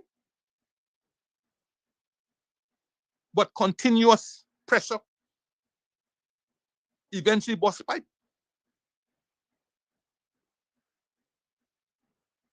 Are you aware of Prime Minister Nagamutu understanding the situation, was willing to give up 5% of his salary to give to the individual? Are you aware? And that this was not found to be a solution that could ever be a solution? That a study was initiated, that I was mandated to do a study on this whole emoluments thing? Because emoluments thing preceded me.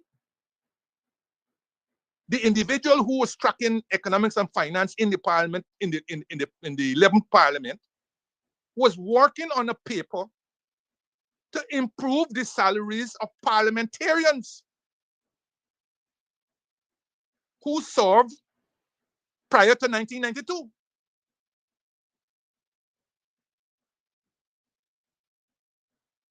So the whole business about salary was a nagging thing.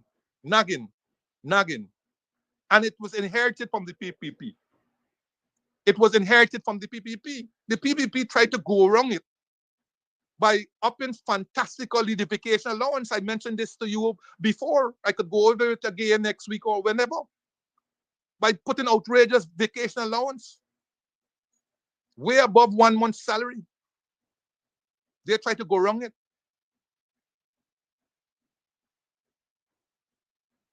That I was mandated to do a paper that I did that paper and presented it to a cabinet subcommittee,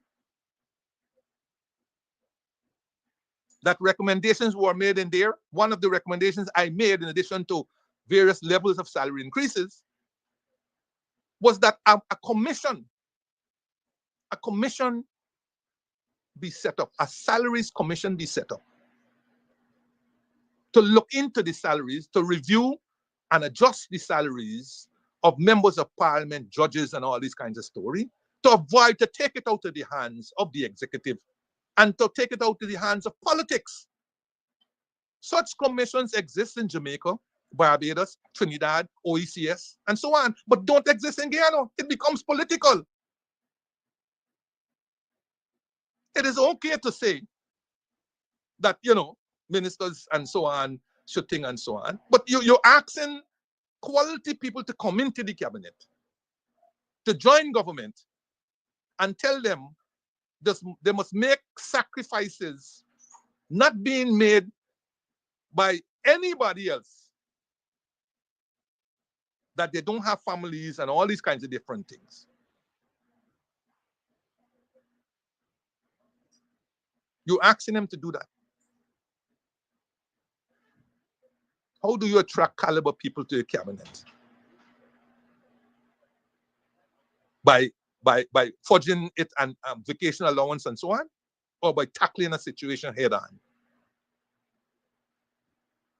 Yes, Dominic Gaskin, you must know these things. Our own prime minister, who was an AFC, he offered to give up 5% of his salary to give to the person. And this was deemed to be an unsatisfactory solution. Hence, I was mandated to do a study on the salaries. And I did that study. I presented it to the cabinet subcommittee. And that came to the wider cabinet, where discussions were held. And if you, Dominic Gaskin, was so adamant about it, you should have resigned. Instead of pious statements. I thought it was unprincipled. I thought it was this. But you stuck around and enjoyed it for 4+ years. And again, you're gone with some VAT on electricity. I thought it was this. VAT on electricity and water and private education and internet. I thought it was this and I thought it was that. We sat down December of 2026. Sorry, not 2026, 2016, at the GDF officers mess, because the office, the Ministry of the Presidency was being repaired extensively. And we sat down there and went through the measures way into the night. A lot of discussions, a lot of adjustments, and we agreed on the measures. And when those measures came out, y'all suddenly went out there and says, Jordan budget.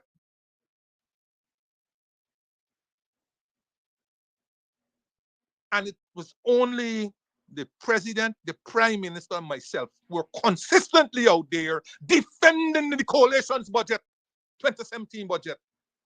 Many of y'all were hiding.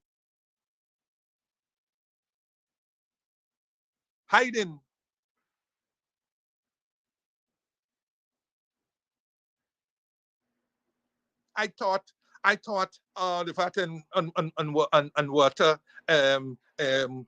if it was the VAT on the additional amount that you born over, but brother, if we had a green state development strategy that talked about greening the economy, conserving all these kind of stories, how do you conserve if you are going to give an exemption up to a threshold exemption, but only tax the piece above the threshold?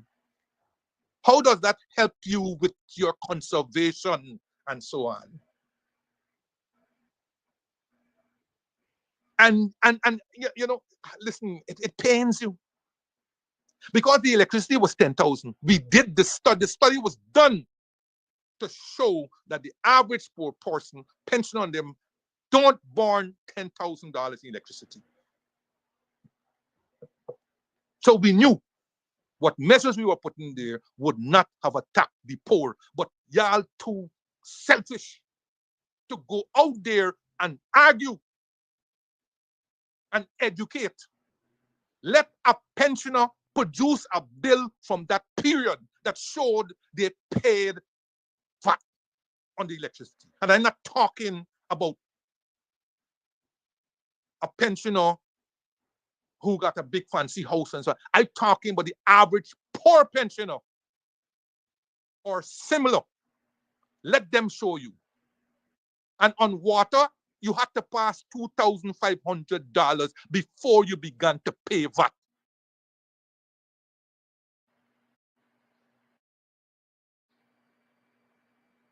I hear you, Kadaki. Kadaki, I'm hearing you. Kadaki, I'm hearing you.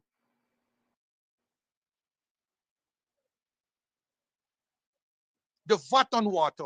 Again, studies were done. No poor person paid VAT on water. Tell me which poor person paid VAT on water. It is the private sector who came up and made a lot of noise about VAT on water and electricity.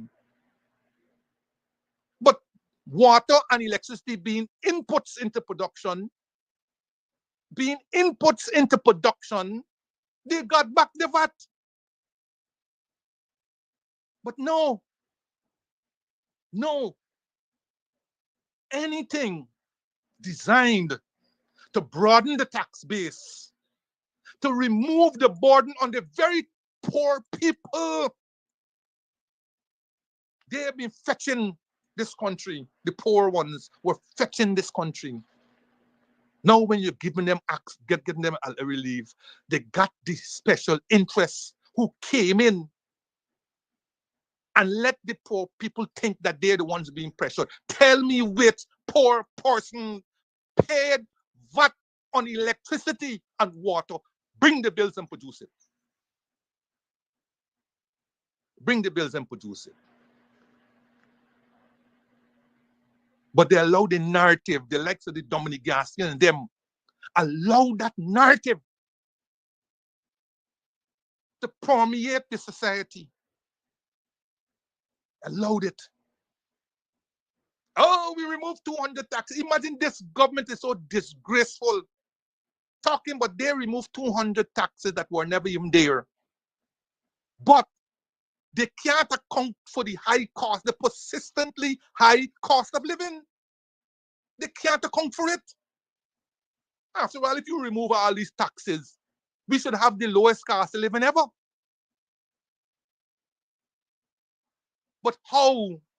You see, when I left an economy where the inflation rate was 0.9%, nobody complained about high cost of living. It was 0.9%. My highest inflation the entire 5 years was 2.1%. The highest inflation for the coalition government was 2.1%. And when they left, it was 0.9%. But every day, massive cost of living increases. Every day. And they seem to be in a tailspin. But the likes of the Dominic Gaskin, them, they're the ones that the PPP like. Because they you know, I want to go down a road that Hike was forced to go down on. But they got a certain set of people in this class of people who feel that they are superior to us natives. Believe that they're superior. I thought it was a foolish idea. Imagine if you were an armchair observer. I agree. You know what's going on there. You have the task of producing a budget that will give a little bit to everybody. You won't have the task of finding the revenues to meet some of these all the demands. A guy Suko that more than you. Yeah.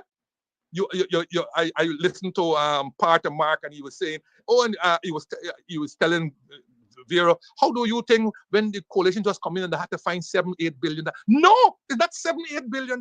It's $12 billion. we had to find in them 5 months that we were 7 months that we were in government in 2015. 12 billion, not 7 or 8. I don't make money. But you're lucky it was the coalition government in them 5 years. Because you know our budget was 200 and something billion, 200 something billion. I think in the last year, 2019, it was 303 billion when we hit the 300 mark. You're lucky it was the coalition because with that little bit, we ensured that everybody got something. While you lived peacefully, you had low inflation, and notwithstanding the fact they tried to manipulate the foreign exchange rate, we were in there fast and quick to ensure steady as she goes. And when we laid the groundwork for the takeoff, we were brutally subsidized and now that government installed. Inherit all the hard work that we put in. And now you hear people asking, is what are you do for we? Is what are you do for we? And you got the likes of the Dominic Gaskins and them who reinforce that picture. They don't go there to say what they did. That's why I talk about powder puff questions. Ask Dominic Gaskin what prepared him to be the business minister. A critical appointment. Ask him what were his antecedents, what were his academic qualifications, what were his professional qualifications, what was his business experience. I understand he's a jeweler or something like that, but what qualified him to be the business minister? What are your 5 signal achievements while you were the business minister? What would you consider your 5 signal achievements, and how impactful were they? And them powder puff questions they ask you.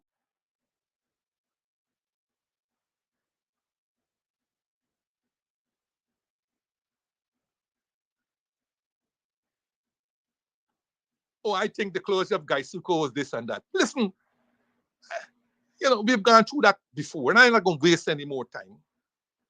You know how much training we engage in through BIT and all those places? You give the impression as if we didn't train the people.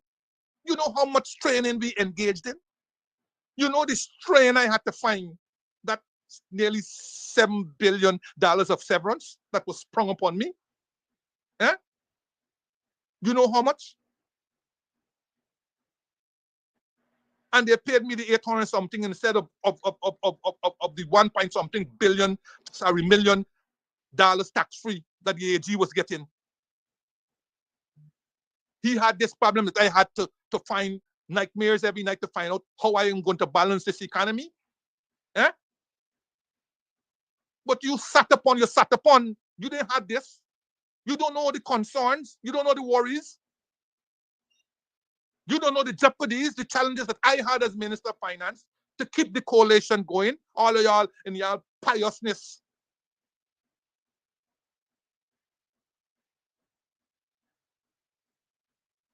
Didn't want to go out there and represent, because if it's good, it's all right. If it's something challenging, I got to go and represent, I can pull out myself. But you must go and tell people what it is. Did you bring one piece of legislation to the parliament, to the cabinet, to improve business? Did you? One piece of legislation. Did you? Did you amend or put up proposals to amend one regulation to improve the business climate? What the hell did you do? Did you bring a paper to cabinet on the improvement of the business climate? Did you produce any working paper that was presented to Parliament? What the hell did you do? What did you do? Beyond your claim to fame being the son-in-law of President Granger, who was forced into your appointment, what did you do? No, this is the thing that really gets me going. I sat in a cabinet where now it's turned out to be that too many people had different interests than the one to see the coalition subsist. Jack Joe himself said last week that they didn't run when they stuck around. Who you think he getting at? It is y'all he getting at, who as soon as the coalition came out of office, y'all run and hide. Almost all of y'all run and hide. Nowhere to be found, nowhere to be seen. It's as if you didn't want to have any recollection or collection with the coalition government that you supposedly served. That you supposedly served. And it makes life harder for the APNU today because they have many new MPs, many new people on the list. And they will love to have the benefit of the insights and the experience of their predecessors. But they don't have that. Y'all not available, y'all can't be seen, and all this kinds of story. And when y'all seen, like you, on starting point, you have a mangled message to send. One of piousness and purity. And I was against this, and I didn't think this. But meanwhile, you had a job to do. And you must ask yourself whether you did that job. A minister of business is a critical position. Critical. You must ask yourself. And not pat yourself on the back. By your works, by your evidence to show whether they perform. But I rest my case where you're concerned.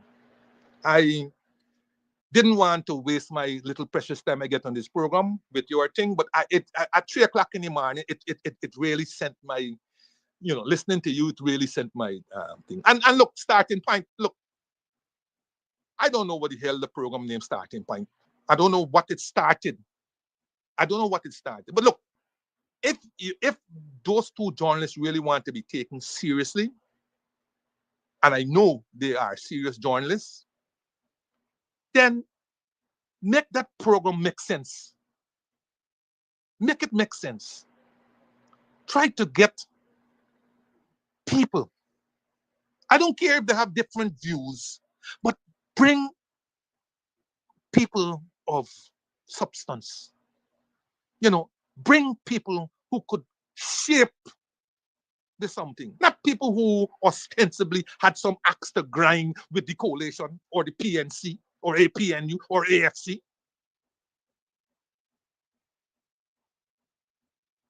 Bring people who can give you, a quality analysis, a quality discussion, and dispense with the powder puff question. 2 powder puff questions might be enough, but ask the robust, hardcore questions. Ask the difficult questions. Ask those questions. Don't be ashamed to ask them. Because I see I gone over, but you say I could take a little 10 or 15 minutes more. Galaki? Why you disappear like this, huh?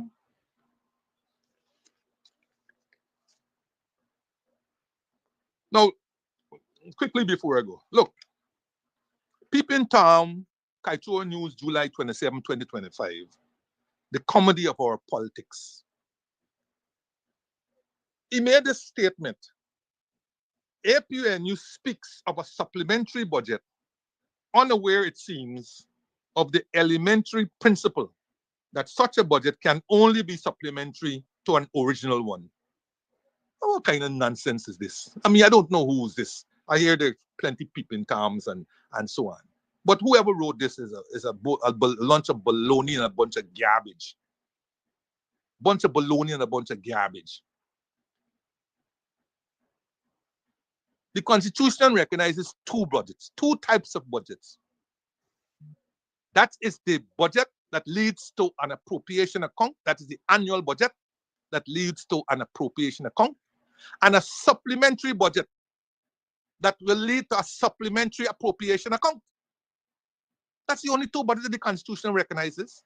It's the only two budgets that the Fiscal Management, that the Financial Management and Accountability Act recognizes.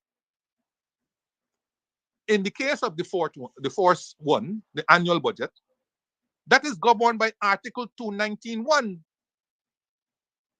Quote, the Minister of Finance shall cause to be prepared and laid before the National Assembly the estimates of the revenues and expenditure of Guyana for that year. End of quote. So, in line with that, Budget 2025 was presented to the National Assembly on the 17th of January 2025, and it was passed on the 5th of February 2025. So a budget is in place. A budget spanning the year January 1st to December 31st, 2025 is already in place. It doesn't matter who presented the budget, whether PPP presented it or if a government comes in place on September the 1, whoever comes in, they will inherit that budget. Now, they can only amend that budget through a supplementary budget. And make it better yet or worse yet, by the time Parliament opens, assuming after Parliament, let us say October the 1st, that only leaves 3 months. That only leaves 3 months. So there's not too much you can do with the existing budget, and you have to thank the Lord that that existing budget is in place. In the cases of 2015, when we came in, and 2020, when the PPP came in, there was no annual budget in place. There was no annual budget in place. So as soon as Parliament reconvened, the government had very limited time in which to get a budget in place, an annual budget in place, in accordance with the Constitution. But in the present case, in the instant case, a budget, a full annual budget is in place.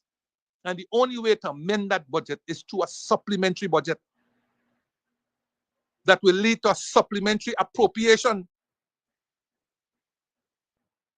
So when Arby talks about bringing a supplementary budget, what the hell is wrong with that? That is what he has to do to get to a supplementary appropriation.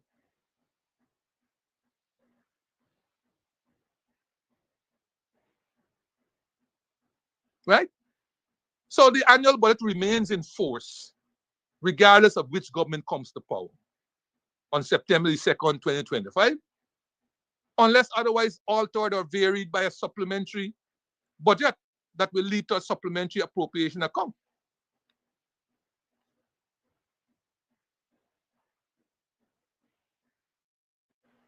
And Article 219(3) says, if in respect of any financial year, it is found A, that the amount appropriated by the Appropriation Act for any purpose is insufficient, or that a need has arisen for expenditure for a purpose for which no amount has been appropriated by the Act, then you come with this supplementary appropriation account, right?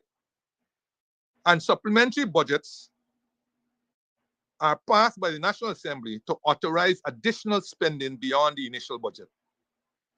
These acts are passed after the main budget has been approved and are necessary when additional funds are needed for various government initiatives. Well, I rest my case where that is concerned. But sometimes, you know, you read some things that really, you know, set you off, so to speak. And there's so much misinformation that is being put in the public. You know, I have so much more to speak about Kadaki, but I really gone way past.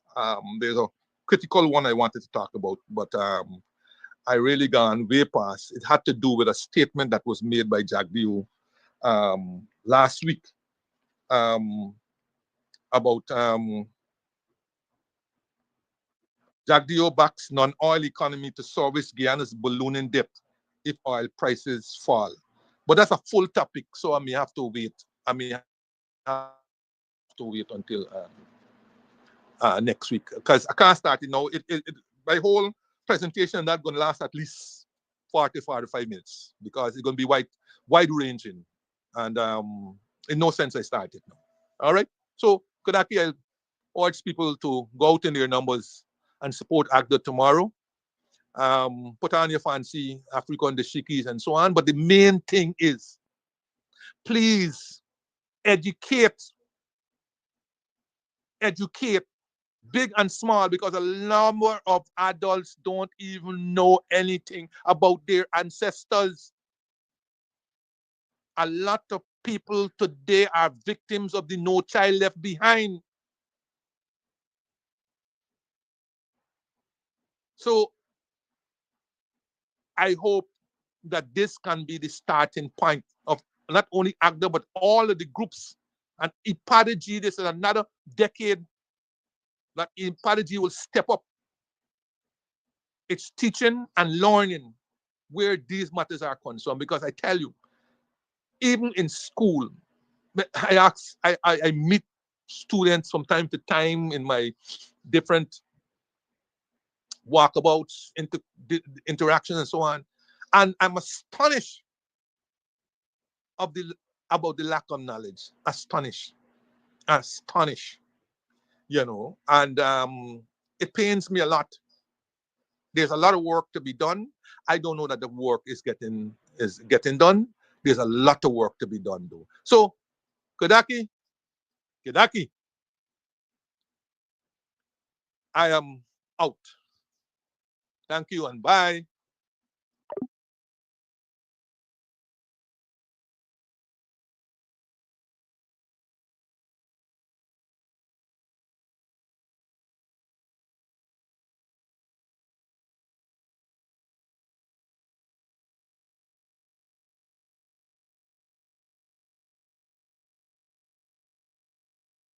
No, I didn't drop to sleep. I was dealing with somebody on the outside. Mr. Jordy, man, you must give me notice, man. How you just operate, so?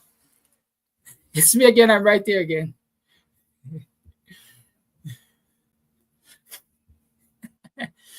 Thank you, Mr. Jordan.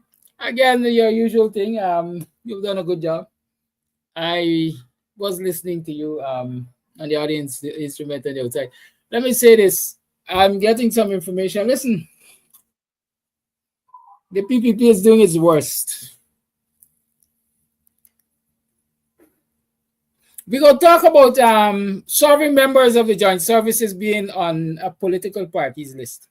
I don't know that to be a norm. I maybe would have to ask Paul Slow to address that and to share that information with me so I can be guided. I've not been a military man. I've not been around the military for too long either. I have a brother who served in the military. Well, Harley died. My elder sister served in the military. I have cousins who served in the military. I know, shut your mouth before you talk too much. But the reality is this. I've always known that members of the joint services have to be apolitical. I've always argued there's nothing like being apolitical. But when we talk about being apolitical in the joint services, is that you are not supposed to, you're not allowed to show your political preference as a member of the joint services. Okay? So you vote. That means you're not apolitical. You go to the polls, you have to go to the polls. Joint services will be voting sometime soon. Right? So, if you are apolitical, you basically are uninterested or uninvolved in politics. That is what the basic definition says. It can also refer to situations in which people take an unbiased position in regard to political matters. And that is what you're supposed to be as a member of the joint services. At least that is what you're supposed to show the public. And as far as I know, the PNC, neither the APNU has ever, under their watch, allow the serving member of the joint services to be on their political party's list. What I've just received information that says, not only information, but I've seen the actual list that says that a member of the joint services, well, as a matter of fact, I'm told at least 2 members of the joint services are on the PPP's list. Actually, I ain't calling no foul yet, because I don't have the time to delve into it and show you the evidence and so on. But when we get to that bridge, we will cross it. And then we will ask ourselves, or we'll get the opportunity to ask whether or not that is legal, whether or not it is acceptable, allowed, and finally, if it affects the status of the PPP's list that has been submitted to GCOM. Those are things we will have to find out. But in the meantime, between time, you all have a good day, have a great day. Remember, I like how you all treat me though, because I tell you how we got mixed meat obstacle cook up to sell tonight at the Black is Beautiful Emancipation evening activity on the railway line. And I asked you to place your orders. You know, y'all ain't doing too good, you know. I've not received much orders, but hey, whether you order or not, I know mixed meat obstacle cook-up will be sold on the Buxton line top tonight. I also know they're gonna get pone and they're gonna get marby, and you might get some sorrel and some ginger beer. Definitely pone and marby. So come with your bank book, man. I mean, we gonna broke the bank, but walk with your pocketbook. Especially those of you who are here in Ghana on occasion, because you can't tell when last you had a good obstacle cook-up and when last you had a good piece of pone and so on and so forth. Come to Buxton line top, look for the white tent. It's going to be on the southern side of the road, I think. I'm going to support the cause there. That's where we're doing our fundraising for the organization and so on.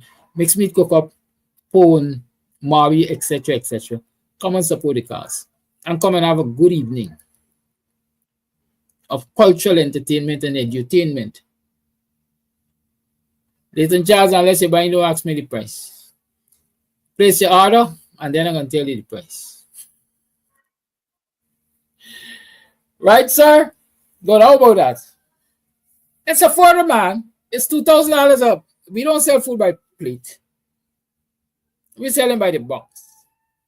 Right. Another thing that them buys is called coffin. We're selling food in compartment box. Come and get yours. Have a good day. Have a great day. It's the end of the month. Today is the 31st of July. We got bills to pay for Cams TV. So those of you who have not gone into the Cash App and the Zelle for the month, remember that your contributions make a difference. And especially that, you know, it's election season. Be there, here, there, and everywhere. I dare say that, well, Leighton Charles says he's going to sponsor for some folks. So buying the old part, partner, they're going to make life easy for we, you know. Buy the old part. Yes, I feel confident that the audio was much better last night coming from Ansgrove. I can tell you, I am convinced that the audio was much better. And that is because I was able to utilize one of those expensive pieces of equipment I bought not so long ago. I finally deployed it last evening, and so the audio was great. The internet, the video wasn't that great because the internet was going and coming. I also have a solution for the internet. Unfortunately, I thought I could have trusted GT&T's internet last night, but we had our failures here and there, and so I definitely will be rolling out, right? I definitely will be rolling out the internet solution later in the evening so that you can tune into the Black is Beautiful event on the Buxton line top. And I hope we're going to get the best service possible and get you to enjoy it as if you were there. But I'm encouraging you to make your contributions financially because it's the end of the month. We have bills to pay and our bills are mounting. Trust me, they are mounting because we have to do so much and we're doing so much. Somebody was asking something. Oh, yes, Corin, my birthnight, my birth anniversary, my birth anniversary definitely, at least the celebrations should officially come to an end midnight tonight. So y'all could still buy a case of beer, you could still buy some champagne, we could still have a bang before midnight tonight. But y'all have a good day, decide where y'all gonna go. Much love, peace out. Like I say, tough love is love also. Megan, me I go do work. Are you call me? Are you message me? Are you place the order for them cook up? Leighton Charles are waiting to see if I got cook a second pot of cook up because you're adding enough to finish one pot of cook up and so on. Right? Y'all have a good day. Bye-bye. Happy Emancipation in advance.